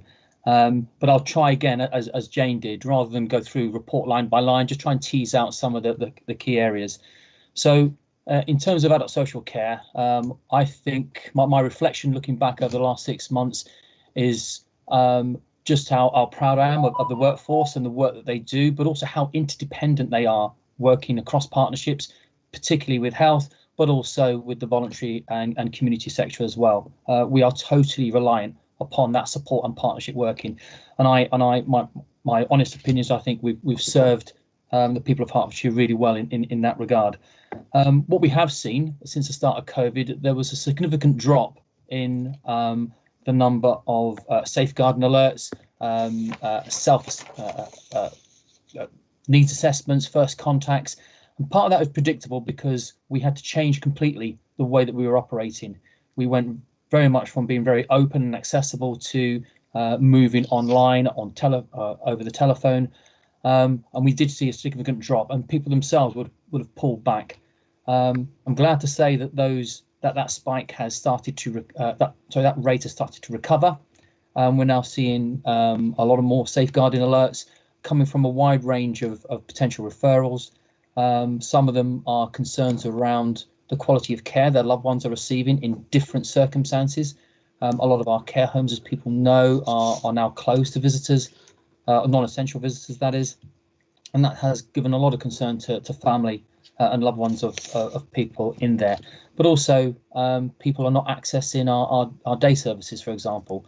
And there was a lot of concerns that have come out from that. But we are working with partner agencies to understand what those issues are. We have seen, sadly, an increase, as there has been nationally, but in Hertfordshire as well, in terms of domestic abuse referrals. And referrals such as that can't be managed completely over the phone or via the web. There needs to be a face-to-face contact, and that's the right thing to do. So where technology can come in, we have utilised it, as the health have done with a lot of virtual ward rounds. But again, as Prague has said and Nicholas has said, we're very much back to open for business and trying to do face-to-face contacts where they are appropriate and where we possibly can. I'd like to take a point just to recognise the valuable contribution that the voluntary and community and social enterprise sector has played in supporting not only adult social care, but also all residents in Hertfordshire in trying to combat and deal with what we face in terms of the pandemic. Their contribution is significant, and this offer is always ongoing, but it's at times of crisis where it's really come to the fore, particularly around the operations of shielding and sustaining. It wouldn't have been done without the voluntary and community sector, and that's a whole point 5.5 in my report, we've given some examples of some of the groups that have been involved. Hills stands out for me in terms of the contribution providing warm food, but also the contribution from mental health charities has been absolutely important. I'm not sure if Paul Burstow's joined the meeting again, but he raised the. He has rejoined. Excellent. He raised the important point around citizen advice, and also in Matt and Jenny's talks around money advice unit and citizens advice, working together to offer training to professionals, supporting people who otherwise would never have had the need to access the benefit system. The benefit system at the best of times is a confusing and complicated regime. Particularly, there's a lot being said about universal credit and how difficult that is. And for where the government's not been able to support everyone in terms of the furlough scheme, particularly people in self-employment, they've really struggled, and that's affected their mental health, stress, anxiety over their day-to-day finances, housing, and also trying to find new work.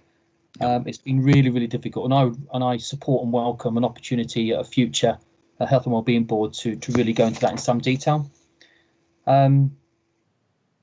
We, like all other services, we've spent an awful lot of time trying to restore the services that we have.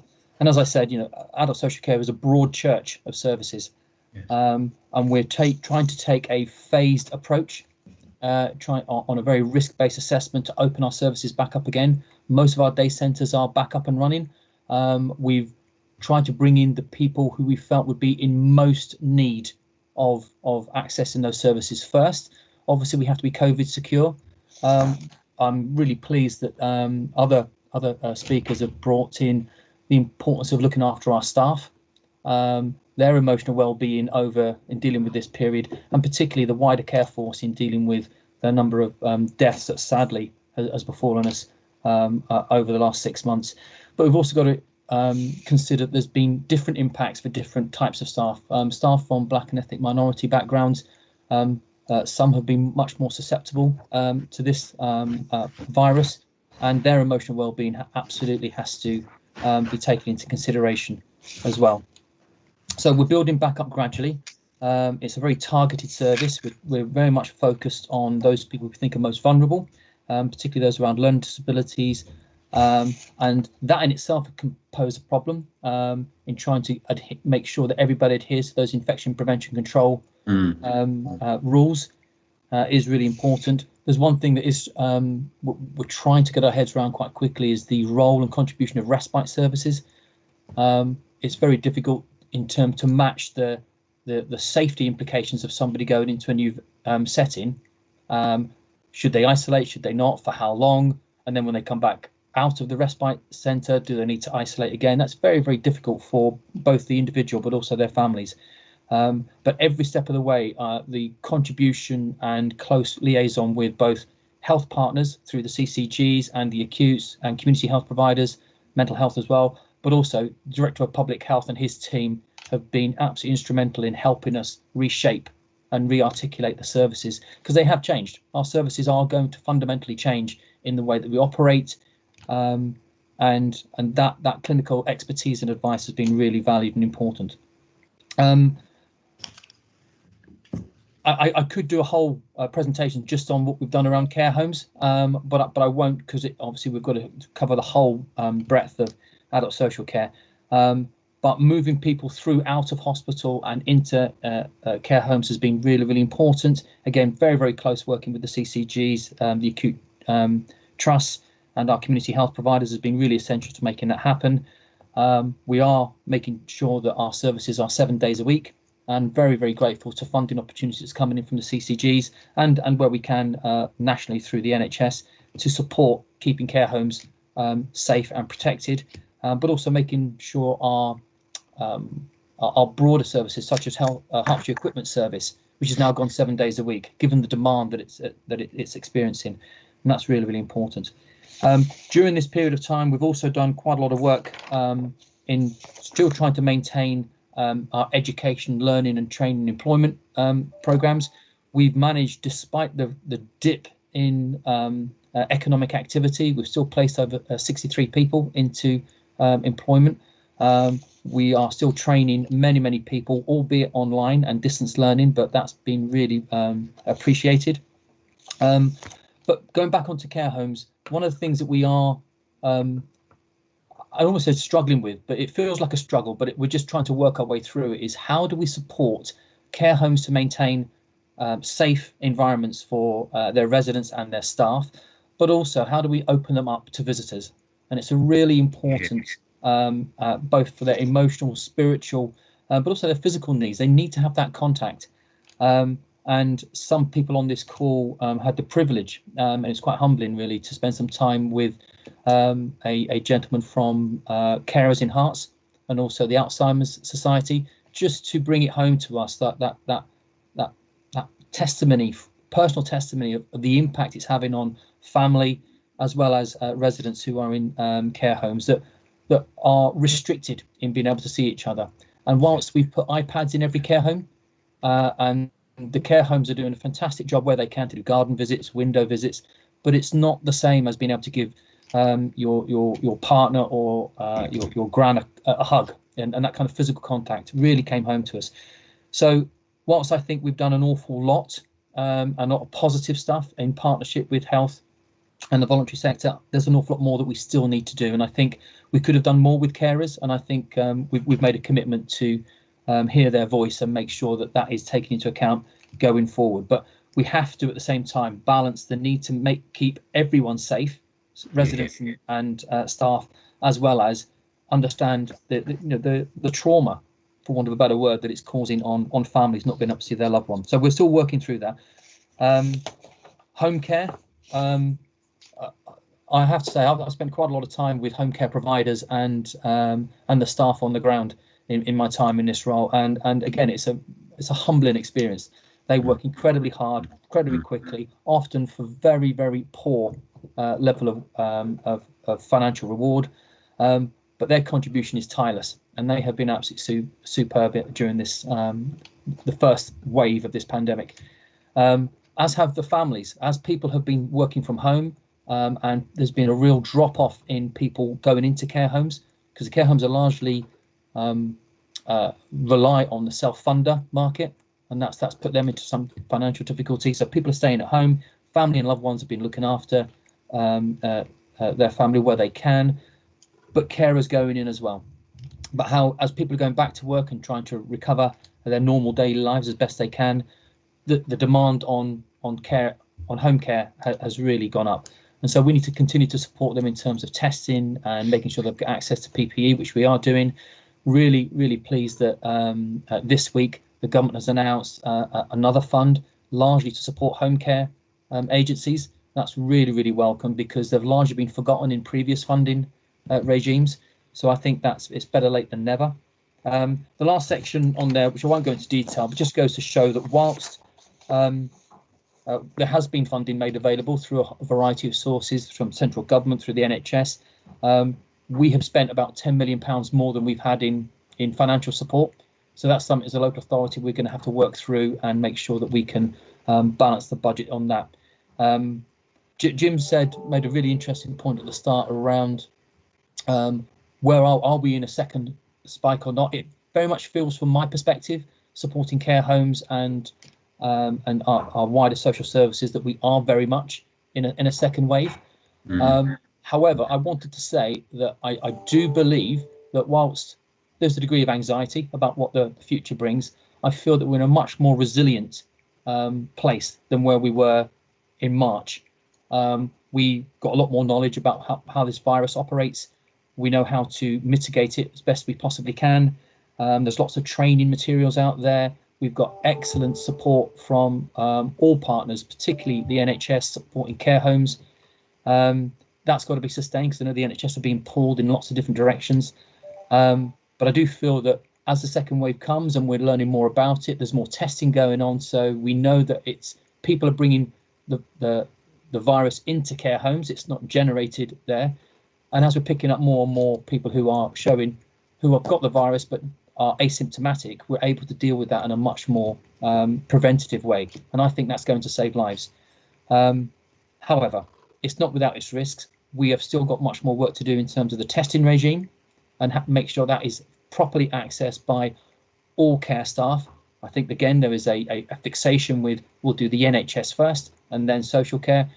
If nothing else, I'm hoping that the learning across the piece is that frontline social care are as much on the front line and has a valuable contribution as does our wonderful NHS colleagues. So we need to make sure that they're given some parity. But I am concerned about the testing regimes. It does feel a little chaotic at times. I think we've got excellent PPE, but as Jim said, Jim introduced a new word to me, syndemic, and I'm not going to try to explain that any further. However, we know we've got a perfect storm coming for winter, so we've got the second wave. We've also got flu to deal with, and then there's the normal winter pressures that also can take its toll on people's physical and mental resilience. So I feel really confident that we are in a resilient position. Very, very grateful for all the work that my social care colleagues have done, but that wider partnership as well, because it is a very much an interdependent cross partnership approach in order to protect and keep our most vulnerable safe. So, bit of a ramble through. Happy to take questions. That wasn't a ramble, Tom. That was a tour de force. It's fantastic. Taking us top and tail through adult social care. I think my instant reaction to that is it is the strength of partnership. It is the strength of our interagencies working together that has given us the ability to cope with this pandemic. We're 8 months in and we are still coping, and we saw the figures from Jim and they're going in the right direction. That is what is being achieved. And the levels of care that you articulated and the levels of support are helping. Perhaps the reason there haven't been quite so many referrals into children's services is because some of that partnership working, which has got tighter and more efficient and more effective, is making a difference. I would like, as a counsellor, I would like to believe that, and consistently in these presentations that is being said. So Tom, thank you very much. Right, I'll get off my highfalutin high horse. I've got a number of people that wanted to come in, starting with David Lloyd. Thanks, Richard, and thanks for the presentation, which I think was very interesting. There are three things that I wanted to say at some point during the meeting, and this seems the best point to say it, so I'll say it here. For perhaps four things, because first of all, I think that partnership working has been well noted across the county, and I think we've had a good outcome because of that close working. We've got to keep, though, underlining the importance of it and really sort of making sure that we all recognise that. And I think there is a danger as we get to the sort of the moment when we start looking at budgets, when funding is going to get tighter and tighter. There might come a moment, if we're not careful, that we start to shrink back into our own budget areas. Hasn't been any example of that to date, but I think we've got to have that at the front of our mind as we're all going through our sort of budgeting or integrated, whatever we call it, IP program, don't they? I think at the county, but you know, we just need to think about that. Specifically, first of all, I wanted, you mentioned domestic abuse from so a very specific area. I think we still probably don't understand those numbers enough. Certainly I don't. We were expecting, frankly, a much higher increase in domestic abuse incidents than have been reported. And I don't know whether or not, therefore, there's something to celebrate in there or to be concerned about, because the numbers don't seem to have hit the levels that voluntary organisations were telling us that they might.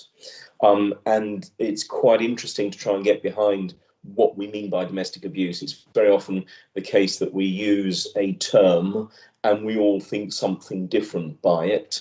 There are broadly two, I suppose, types of domestic, far more, but there are broadly two types of victim of domestic abuse: intimate and non-intimate. By intimate, the partner of the aggressor; by non-intimate, perhaps brothers or mother and son or whatever. It's the non-intimate domestic abuse that has significantly gone up, I think it's fair to say, rather than intimate from what I've seen. And I think we still need to do some work to understand that so that we can get the right support in place and to make sure that people who have been the victims are reporting it, because there is a real danger that with this sort of lockdown mentality, people feel that they can't possibly talk about it because they're still locked down with an abusive partner or relative.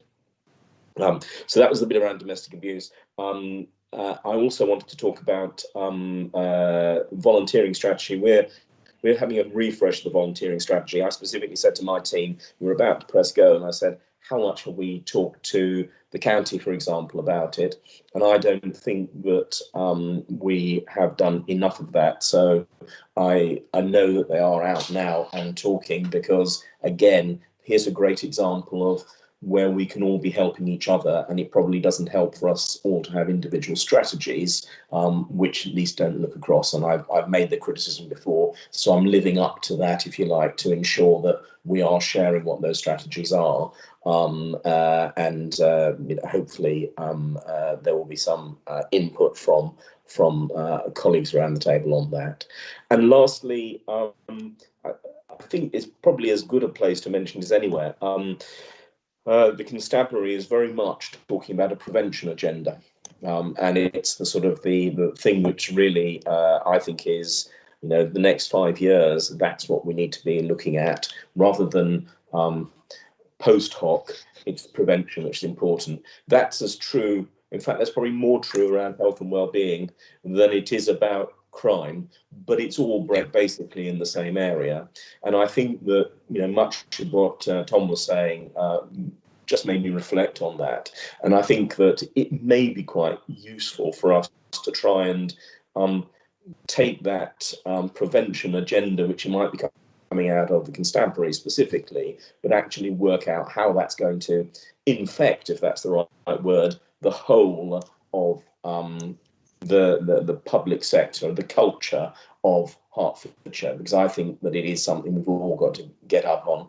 I don't think there's a lot of work to do in some ways, because we do have a prevention agenda, I know, across Hertfordshire in many places, but let's try and make sure that works together. So I'm to an extent piggybacking on Tom's report to talk about prevention. I think that might be something we want to talk about at another health and wellbeing board, just to see where the points are that we can be working even more closely together around that.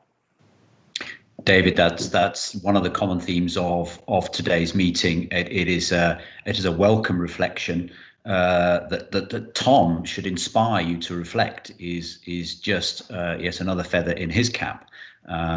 So thank you very much for that. Comments that were coming up in chat from Tim. Prevention. Terry Heritage, really useful. David, your comment on volunteering strategy. Prevention agenda is music to my ears. And there is more, and my system is now just running amok. So without further ado, I think I'm going to invite. I think I'll invite Sarah and then Paul. Thank you. Thank you very much. And certainly from a VCSE perspective, I think the general feeling has been that the new ways of partnership working have been incredibly supportive, and generally colleagues have felt very positive. I do have to mention, though, of course, that there are a lot of smaller charitable organisations in Hertfordshire that are still not able to run at all. And I think that's something which may be a longer term issue that we just have to keep on the radar. But my comment really is about people who may be falling through the gaps. And I think there's some fantastic services across health and social care and VCSE. But there are people whose needs we are not currently meeting. And I think we just have to be honest about that. I'm very concerned about the group of people who are not able to access services in a digital way, who are not having necessarily face-to-face contact. And I don't think it's everyone, but there are definitely individuals who want to come back, for example, to be in a group environment and who can't, or who are not able to have a face-to-face one-to-one session because organisations are not offering that. So I think that is a real concern for us. Equally, we have come across individuals who have not left their homes since the start of the pandemic. They have not been outside their front doors, and that I think is a very concerning thing. And yes, we've all been doing great keep in touch calls, but the impact of that could be extreme. And of course, we won't know all of these people. So my question really is about what can we do proactively together to, for a start, make sure that people do have the right offer for them, but also to try and reach out to these individuals who are so isolated because of fear. And the messaging that they've obviously received is that the world is no longer a safe place to be. Thank you, Sarah. Yes, I was just picking up David. David had his 4 points, and just picking up that the linkage between voluntary strategy and budgets, they go hand in glove. So let's not forget that, and linking back to your points. Thank you, Paul. Then Steve, then Jim. Thanks so much, Richard, and thank you, Tom, for that report. Really helpful to hear that. I just wanted to start by echoing David's point. I think he's right to highlight the potential risk to public finances over the next few years, and the impact that could have, and the perhaps inevitable behaviour, unless we guard against it, of us all retreating behind our institutional walls to deal with our financial challenges, not necessarily being the best way to serve our population. So I very much support that.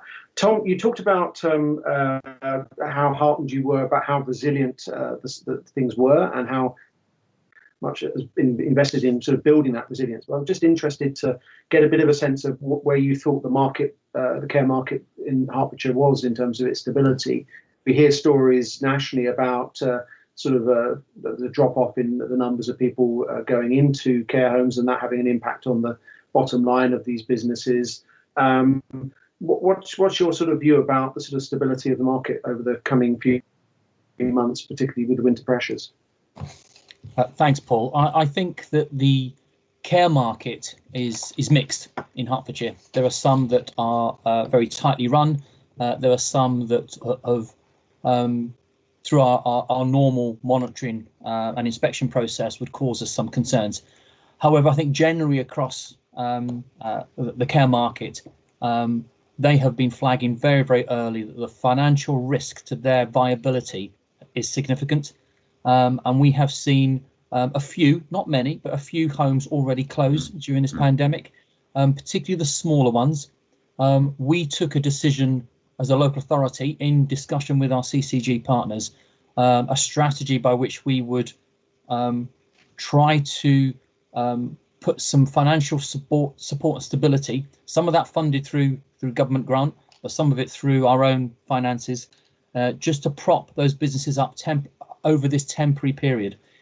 The risk that we've got, and picking up on previous comments, that if the market can't recover the confidence of people wanting to go in or wanting to support a loved one go into a care home, because largely the care market is financed through self-funders, if that position can't be recovered, we will see many more homes close their doors.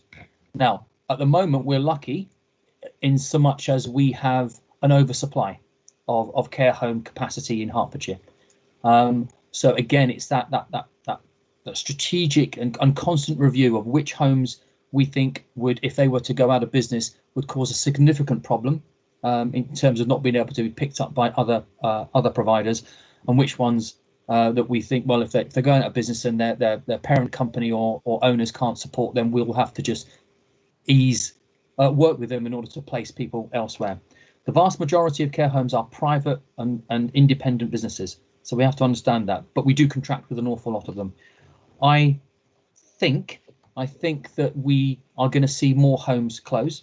However, at the moment, in speaking with our commissioners last week, I do believe that we've got sufficient capacity and resilience within the market to cope. However, if I'm hoping that Jim's graph that he showed, one of the slides showed that, because that slide's not a new slide. I know Jim shared that months ago, where he anticipated there'd be a second wave, but until we can get a vaccine in, and until we can get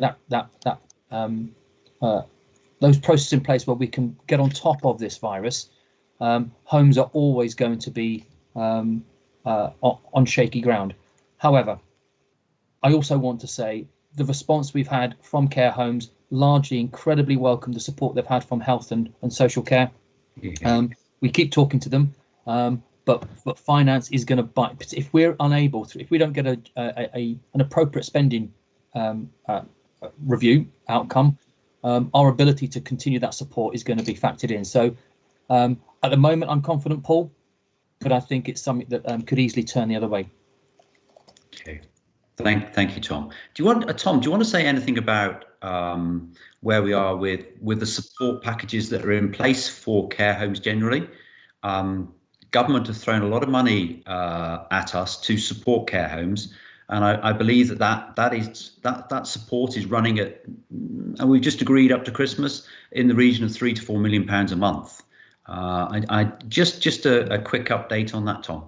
Okay, so again, I think I'm not a politician, but I think the government has done everything that it could in terms of financing supports to local authorities and health partners in order to deal with this pandemic.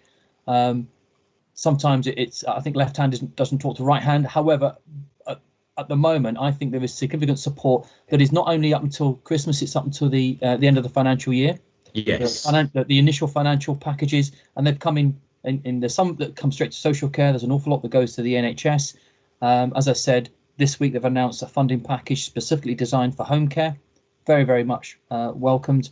So the County Council's underwriting all PPE costs for care homes now to the end of March. So Jim's really got to fix this virus by the 1st of April, or else we'll be going back to government. But we are supporting, we're able, with that grant, we're able to support covering people who have to isolate if they're in home care or care homes. We're paying for additional staff that need to come on if they can. As I said, we've picked up PPE. There's a whole range of financial packages. But also, I think I did mention in my report is around the training, the guidance, the support, the reactive and proactive supports that we're able to give people in the care market has been really welcomed. Good. Okay. Thank you, Tom.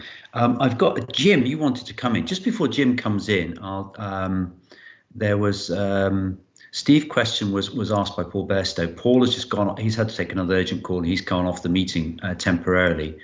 And then Prague has said, I think families are reluctant to send their loved ones to care homes now because they're afraid that they may never get to see them whilst they are there. Until we come up with a safe way of allowing contact with families whilst in care homes, we will have a lot more empty beds. And that was one of the reasons that we met with the Alzheimer's Society, where they said more than 70% of people in care homes do have Alzheimer's, and that contact with familiar loved ones is so important. And it's why we've gone to such an effort to try and make sure that we keep contact going. But thank you for that, Prague. And in terms of, oh yes, Tim says of Jim, please get on with curing the pandemic. Yeah, well made by March. Good. Jim, over to you.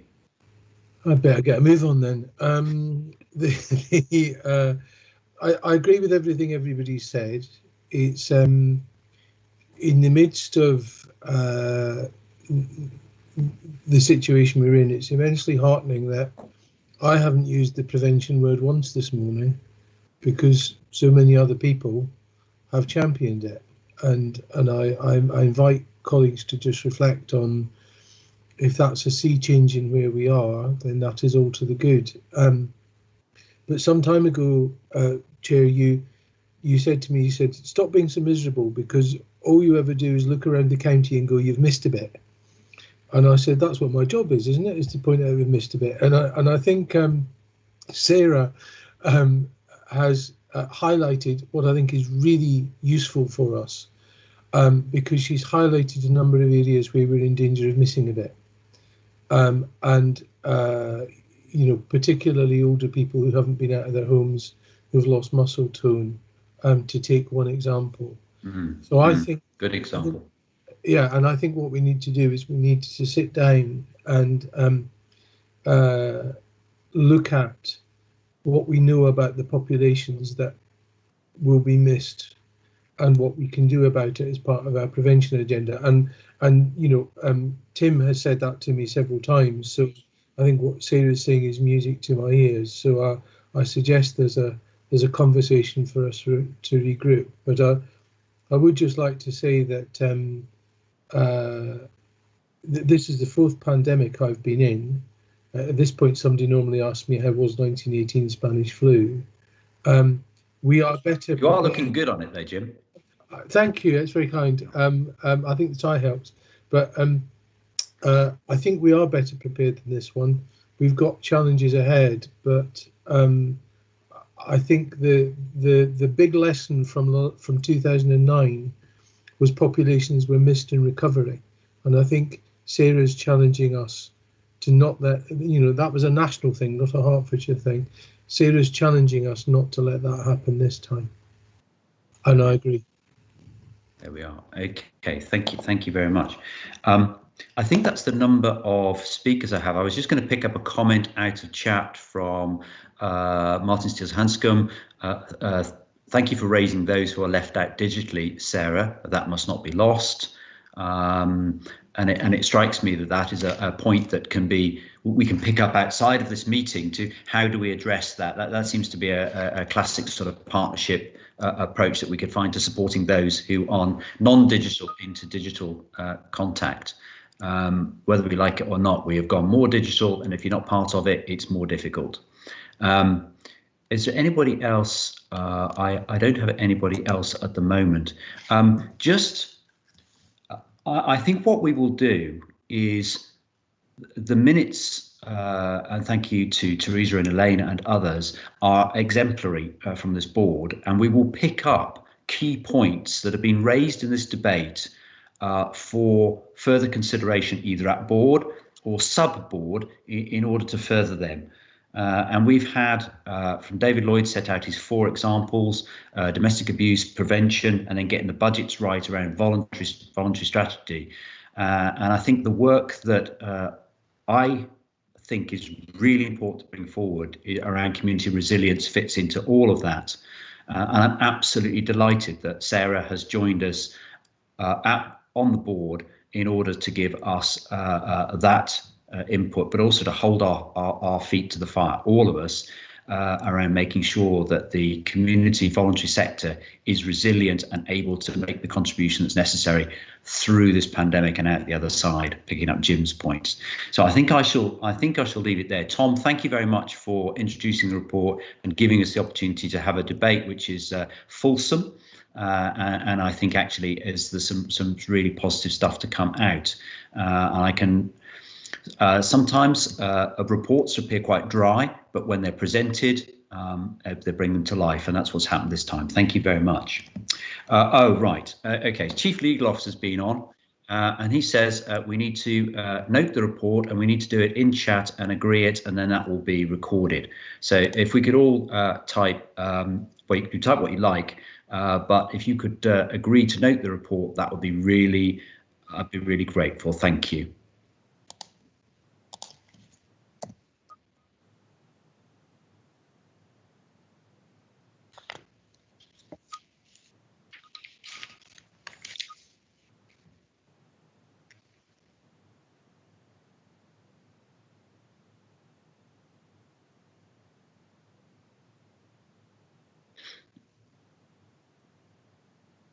There we are.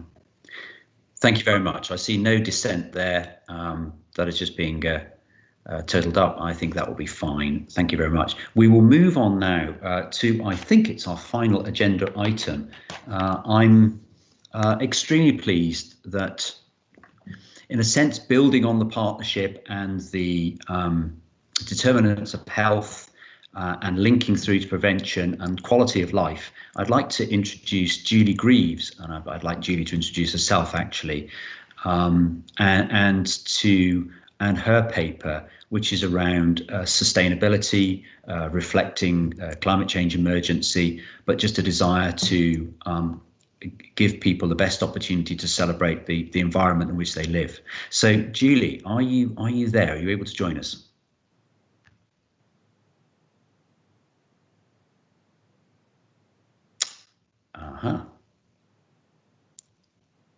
Right. Can I just check, Elaine or Teresa, is Julie with us? Not at the moment, Chair, but I have contacted her. She knows that she's on. Right, okay. So is Bethan Clements Bethan's here. Bethan's here. Oh, Bethan, right. Fabulous. Bethan, thank you, Bethan. Yes. So that I don't say the wrong thing again, perhaps, just explain the relationship Julie Greaves to this report and yourself. Thank you. Okay, so Julie is the head of sustainability at Hertfordshire County Council and has been leading the work, the corporate work on sustainability since the council declared a climate emergency in summer of last year. Sorry, it's been a long year. I'm trying to figure out when we've done what. So the purpose of this presentation to the Health and Wellbeing Board is that Julie is coming along to outline what's been done to date in the strategic work on sustainability and climate change, and a lot has been done since last summer, but also, and the reason why I'm here is that we are trying to therefore bring it into reunite health and well-being with sustainability and climate change, if you will. They are intricately related, but often dealt with very separately. And so our presentation today is Julie's going to give an update on what's been done, and then I was going to provide a justification for why we need to get the Health and Wellbeing Board engaged in the sustainability work. So while we're waiting for Julie, I'm here. Go into hooray! Sorry, someone's digging. Part two, Bethan. Julie, make yourself known. Someone's digging up the street outside, and the power with a power cut. So, but I'm here. I'm back. Talk about timing. Anyway, good morning, good afternoon, everybody. You're very welcome, Julie. Count 10 if you need to. I'm going to share my screen if that's okay. That's fine. Lovely. Yeah, that's coming through clear. Brilliant. Okay. Good afternoon, everybody, and thank you ever so much for inviting us to speak this afternoon. I'm Julie Greaves. I'm head of sustainability, and you've met my colleague Bethan Clements. She's going to talk through some of the slides. It's not a very long presentation. It's just to give you a visual representation of what we're talking about as well. Very, very briefly, climate change is a significant issue of concern. The science is clear. Since the Industrial Revolution, carbon emissions have been increasing considerably, and along with that comes a temperature rise. And that then leads on to significant impacts across the globe, and particularly in Hertfordshire as well. We've seen an increase in wetter winters, hotter, drier summers, flooding, loss of habitat, lack of water, increased fires, and also increasing pests and disease. In terms of Hertfordshire County Council, the County Council declared a climate emergency last July, along with unveiling the new corporate plan with a statement to be a cleaner, greener and more environmentally sustainable county. And when David Williams made that declaration, he also said that we needed a sustainable Hertfordshire strategy to be put in place by the end of that year. That strategy was worked on over the next few months, and with significant input from chief officers and members. And the Sustainable Hertfordshire strategy was actually approved at Cabinet this March. Alongside that strategy, we are now working on significantly detailed action plans to support all of the ambitions that are highlighted within the strategy itself. In terms of the strategy and the ambitions, specifically relating to the environment, there is a clear focus on the environment side of things within the Sustainable Hertfordshire strategy. It talks about ambitions for us as an organisation, but also talks about ambitions for the county as a whole, because we recognise that the County Council has a responsibility to lead, enable and inspire in everything that we do. So we've got significant ambitions around carbon neutral organisation, operations that are ready for future climates, improving nature, and also reducing what we throw away, being more resource efficient. And then those spread over to the county ambitions, which is in line with the government's legislative target, a zero greenhouse gas emissions county by 2050. All of our communities ready for future climates, improving wildlife and nature, clean air for all, and also increasing resource efficiency across the whole of the county. As I said, these ambitions are very much focused on the environment. And the reason for that at the time was that it was felt that quite a lot of our other strategies within the county council and with partner organisations focused on the other elements of sustainable development, such as the social elements or the economic elements. So the focus was very much on the environment agenda with this. And obviously that's up for discussion this morning, whether we continue that or whether we link in health and wellbeing. We know that the health and wellbeing strategy is presently up for review. And it gives us the opportunity to reflect on whether we can have a more environmental focus in the health and wellbeing strategy and a more health and social focus within the Sustainable Hertfordshire strategy. So it gives us that opportunity to think about aligning the objectives of all of the strategies we're working on. So I'll hand over now to Bethan, who's going to give a little bit of an overview for why we think that should be the case. Okay, thank you, Julie. You're muted, Bethan. And there was me saying that was seamless, and you couldn't hear me. Excellent. Right. That's okay. Irony. So, why is this important to health and wellbeing? I've been lobbying quite heavily around aligning everything that we're doing from a health and wellbeing perspective with everything that we're doing from a sustainability and environmental perspective. At the end of the day, a sustainable Hertfordshire, which is what the sustainability strategy is aiming to achieve, it requires a healthy population, and it requires a population that is resilient to the challenges of future climate change, and one also that is able to respond positively to changes needed to enable sustainable communities. I'll probably mention this a few times. The experience we've had to a global pandemic since March just emphasises this point so much in terms of the way in which our vulnerable communities need to be resilient to any kind of environmental or health challenge, frankly, and so they're very intrinsically linked at the end of the day, and this is recognised by Public Health England, that climate change is a risk to health, both nationally and globally. It's been described as the greatest health threat of our time, and tackling it is going to be a good opportunity, but it's also a challenge as well. So next slide. So just to emphasise what Julie said, that the Sustainable Heart strategy was looking at originally how we were mapping all of our work against the UN Sustainable Development Goals.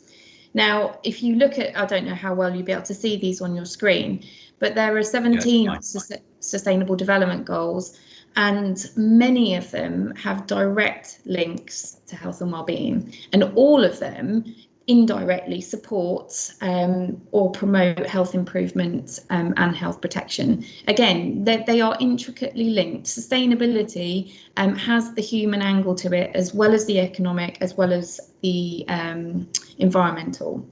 So next slide, please.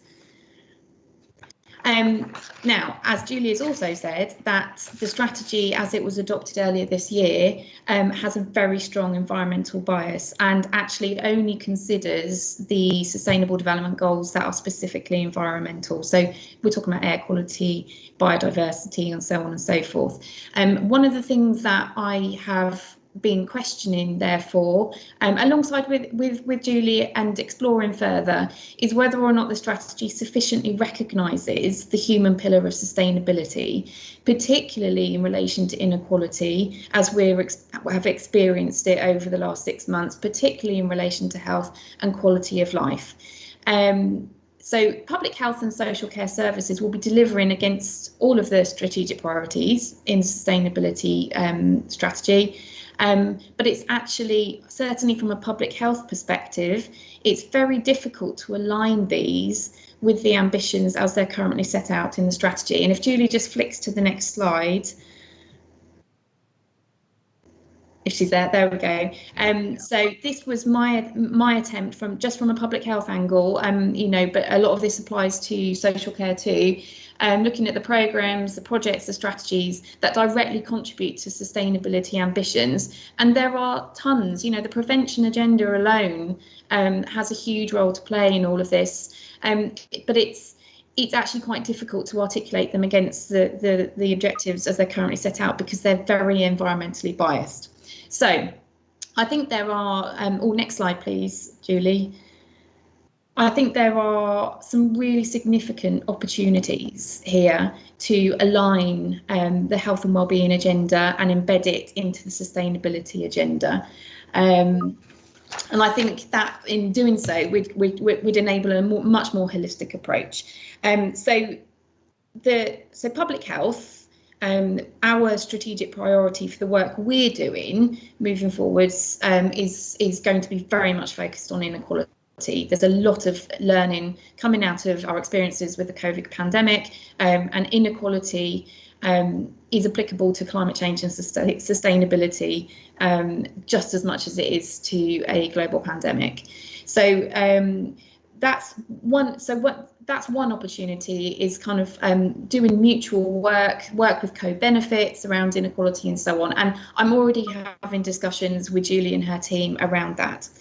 Another opportunity, obviously, as Julie's alluded to, is the refresh of the health and wellbeing strategy. It's currently coming to an end, and there's national guidance from Public Health England which suggests that health and wellbeing boards should be including sustainability and climate change in their strategies. Really? Well, yes. I'm not going to comment much further on that, but I think, you know, I think there's this has been discussed previously. At the last refresh of the health and wellbeing strategy, there was focus on sustainability then as well, and I don't necessarily think it needs to be a whole theme in itself, but just, you know, cross-referencing to the other strategy is a good way in which to do it, but also in the way in which it plays into understanding our vulnerabilities for communities and inequalities and so on. I think there's a lot of scope. One of the things that came up recently was the Centre for Public Scrutiny set a series of questions that local authority scrutiny panels can ask where they've declared climate emergencies. And our own scrutiny team mainly asked Julie these questions, but two of them focus on health and wellbeing and social care. And these are: what measures are being taken to ensure that health and social care systems are resilient to the extra pressures they may come under due to climate change? And how does the council identify those who are most at risk from the impacts of climate change? And what is being done to assist the vulnerable? I think at the moment we would find it a challenge to, I mean, we have got answers to those and I've already submitted them, but I think they're really good questions because they identify a lot of gaps in this kind of area, and I think there's a lot of scope we could do as using them as a framework for work moving forwards. Should the Health and Wellbeing Board be minded to adopt those as part of the strategy refresh? Is up to you, but I think they're a really good set of questions to guide us in the type of work we need to be doing in linking health wellbeing into the sustainability work. Obviously, there's huge amounts of learning from COVID. Someone in the NHS I heard describe it as a blueprint for the climate crisis. They also said never let a good crisis go to waste. Absolutely, the scale of change and transformation at pace that we've experienced over the last 6 to 9 months just shows what we can do. It also shows the huge scale of change that is needed to be able to respond to something like the climate crisis. And I think also what we're learning is that the impact of the pandemic has a much broader impact from a wider determinants perspective. And I think that's where the sustainability agenda can really come in, as well as the inequalities. So I'll leave it there. I think there are gaps in our understanding. There's huge opportunities for specific pieces of work, and I'd thoroughly encourage and endorse the Health and Wellbeing Board supporting this work, so that we can make the links between the two strategies moving forwards. Well, thank Beth and Julie. Thank you for that presentation. Really, really helpful. Seems like a bit of a no-brainer to me, but I'm going to let you guys comment and ask the questions first. So in order, Tim, Richard, then Terry to comment. Thank you, Richard. Judging by your final comment there, I'm probably banging on an open door. I think this is immensely challenging for us all. But as you say, I think it's a no-brainer, and I would very much like to support what Beth and Julia are proposing.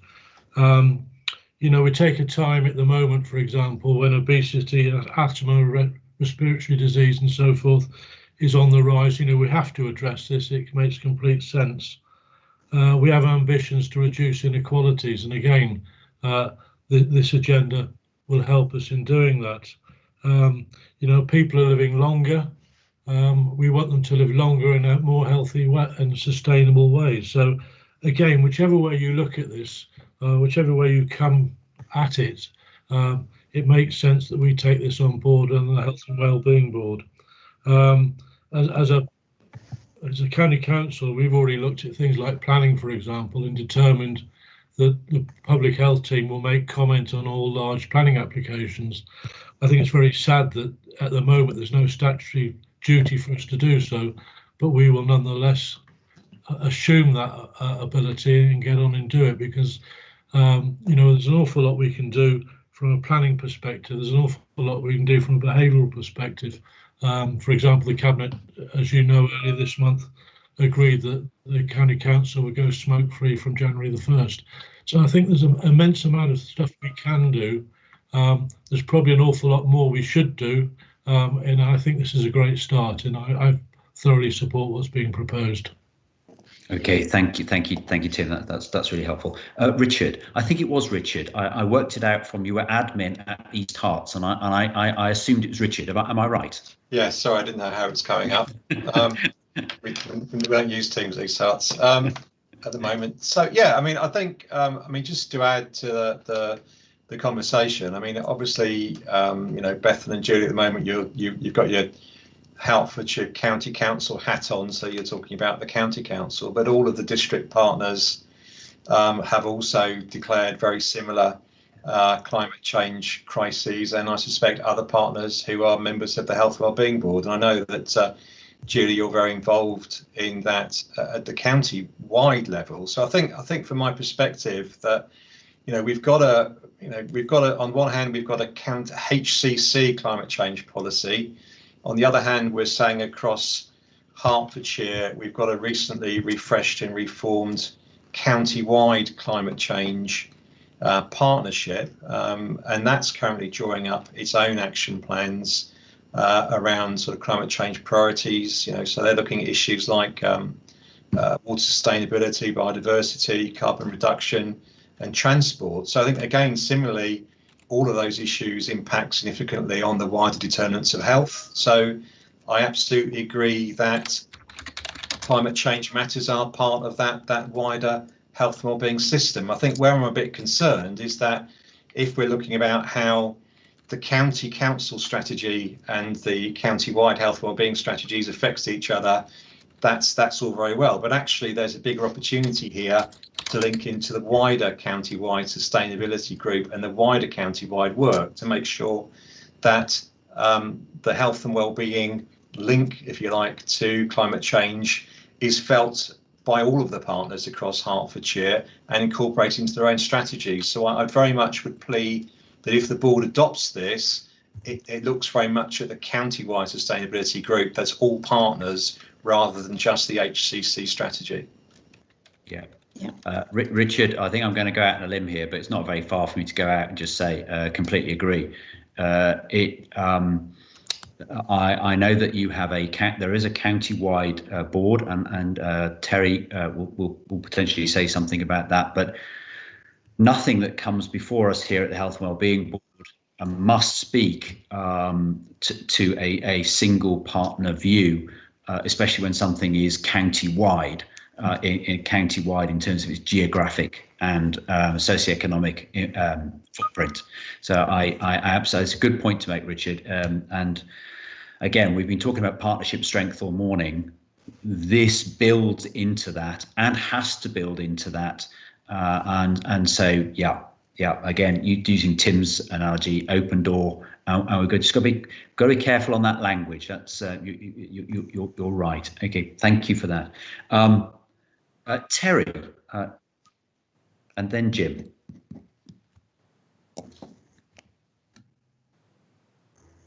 Thank you. There, I think I'm there. Yes, I am there now. Yeah, thanks for that. Yes, thanks for that, Richard.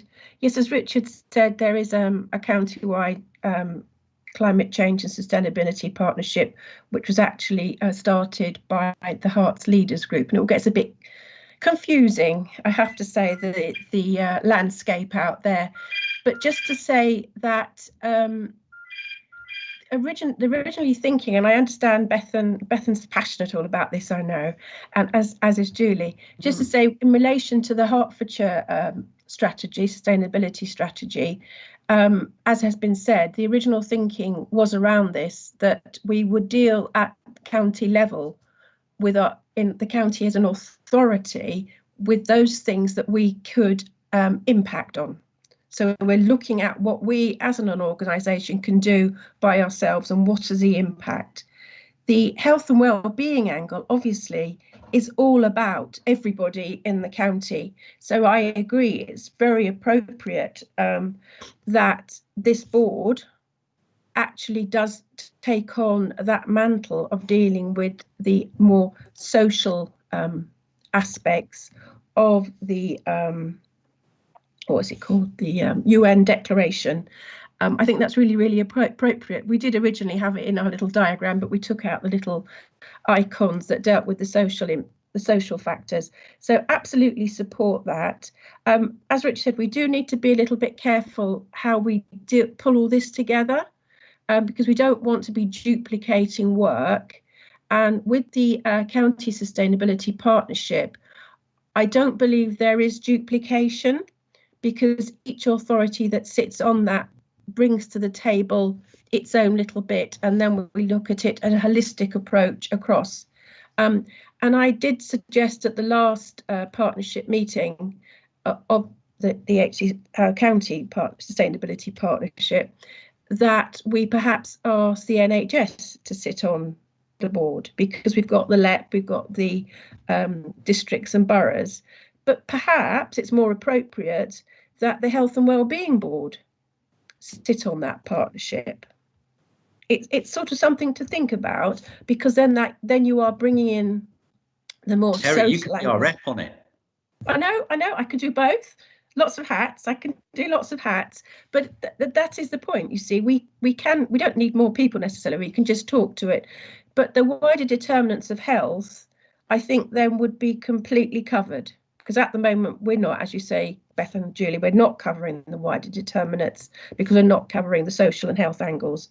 So yeah, absolutely support this. And of course, we bring the police commissioner on if we bring Health and Wellbeing Board to that partnership as well. So thank you.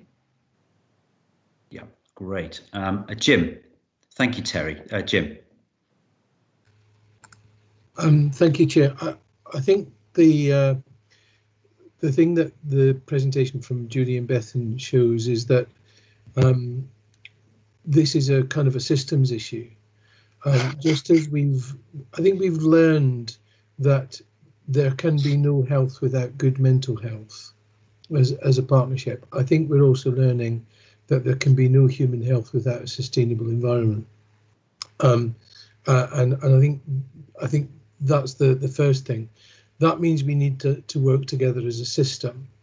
And I take from what Richard and Tim and Terry have said, that actually we need to all identify the part we need to play. The ICS is trying to address sustainability, the NHS is trying to address it, districts are.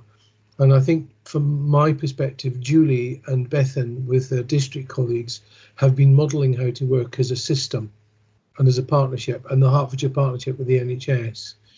That's what we need to do. We need to treat Hertfordshire as one single place, and everybody has a role in this, because if we don't, we won't be sustainable. That's a long haul, but I think it's about how we join up and how we do it. But the Marmot review, which was published earlier this year, its 2020 update, made it very clear that if we don't do this, human health will suffer. You know, in terms of public health, I'm absolutely happy to do whatever we need to do to support this. Thank you, Jim. I'm just checking chat. Yeah, you've written in a book, Jim. So my advice would be to avoid that particular chapter. Yeah, okay. Good advice, Chair. Yeah. And I don't think I've seen anybody else. Martin says, Hanscom again saying, agree, Richard, important we partner with everyone. I think that's agreeing with Richard, Chief Executive, not me. Though I was saying the same thing. That's great. Can I? I think we take it as read that we will inculcate the strategic drive into the Health and Wellbeing Board strategy that's coming up. I cannot see that one would argue against that, but I think there is also something about what are the practical measures that we can start to think about that our individual organisations can practically do that will make a difference. So if we are going to have clean air for all by 2030, which is in about 9 or 10 years time, depending on where you draw your line, we've got to start doing a few things. And that means that we have to sit down and talk about estates and how we manage them together. How much energy are we going to either supply ourselves from PV, for example? How many biofuel boilers are we going to get? What is the fundamental basic stuff we're going to do together? Because doing it together will be cheaper and more effective and have a bigger impact. And then there's transport and public transport. There is just so much. But it's how we do that together, which is why the partnership is so important. And it's so important across health and local government, and of course the vol sector. But those big spending institutions which chug out a whole bunch of carbon, never mind the advocacy for the 1.2 million residents, absolutely get it. And that's what has to go into the next strategic iterative of the Health Wellbeing Board. Hopefully, COVID not slowing it down too much and building into that sort of early part of next year. So I think that's where I come from it. And I also, at some point, I'm going to write a speech and I'm going to get in it human pillar of sustainability, because that has got to be the best 4 words that we've had this morning. I haven't got a clue what that is, but it sounds great. So I'm echoing the positive comments that we've had this morning. Have we got anybody else that wishes to come? No, we're done here, aren't we? That's great. So I think there's some very practical work to be done. There's some translation of how we. Sorry, there's the making sure that when we do present our work, it comes very much as Hertfordshire's work and not HCC, whether we work for HCC or not. And that's a very minor issue, and we shouldn't get hung up on that. I welcome the partnership work and the board. That's superb. Now, has any? I don't think we've got anybody further to. Oh, hang on. Richard Cassidy wanted to come back in. Richard, just a further quick comment. I mean, I welcome all of that, and I completely agree with Jim and colleagues. I mean, this is a systems leadership issue, isn't it, across Hertfordshire?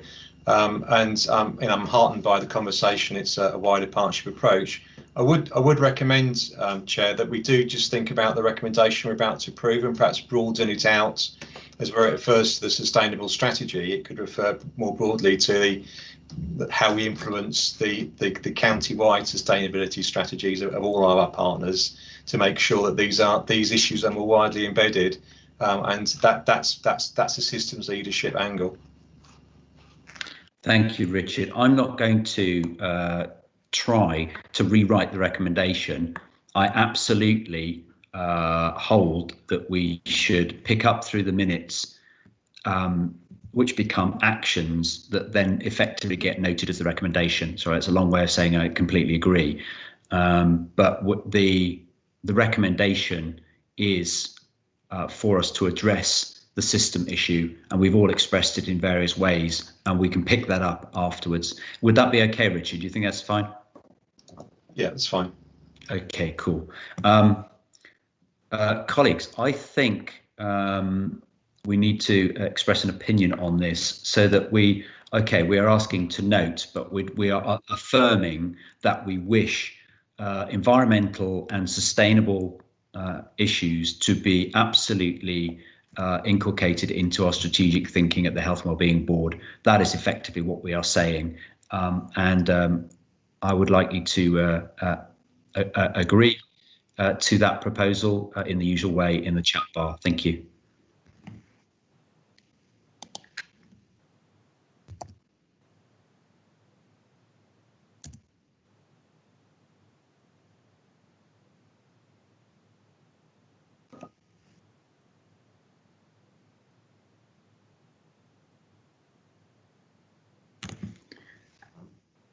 There's a distinct lack of dissent in your responses.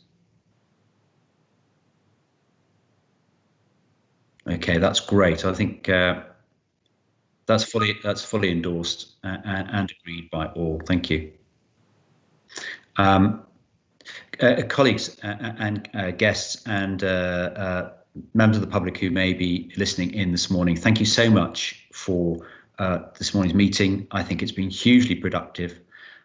We have covered a wide range of ground from this last item back through hearing about children's services, how the ICS under Jane is progressing, and partnership work generally right across our organisations. It is heartwarming, which I think was echoing what Jim was saying earlier, and I am grateful for so many of you taking part and giving us your thoughts this morning to endorse what I think is the essence of the Health and Wellbeing Board, which is to represent the health, wellbeing and environmental interests of all our residents. And on that note, I am going to wish you all the best for the rest of today and for the weekend. And I genuinely look forward to our next meeting. But before then, of course, disseminating the minutes to make sure that we pick up the actions and that some of the agenda items which will be coming forward can start to be developed. So thank you all very much indeed. Thank you, Richard.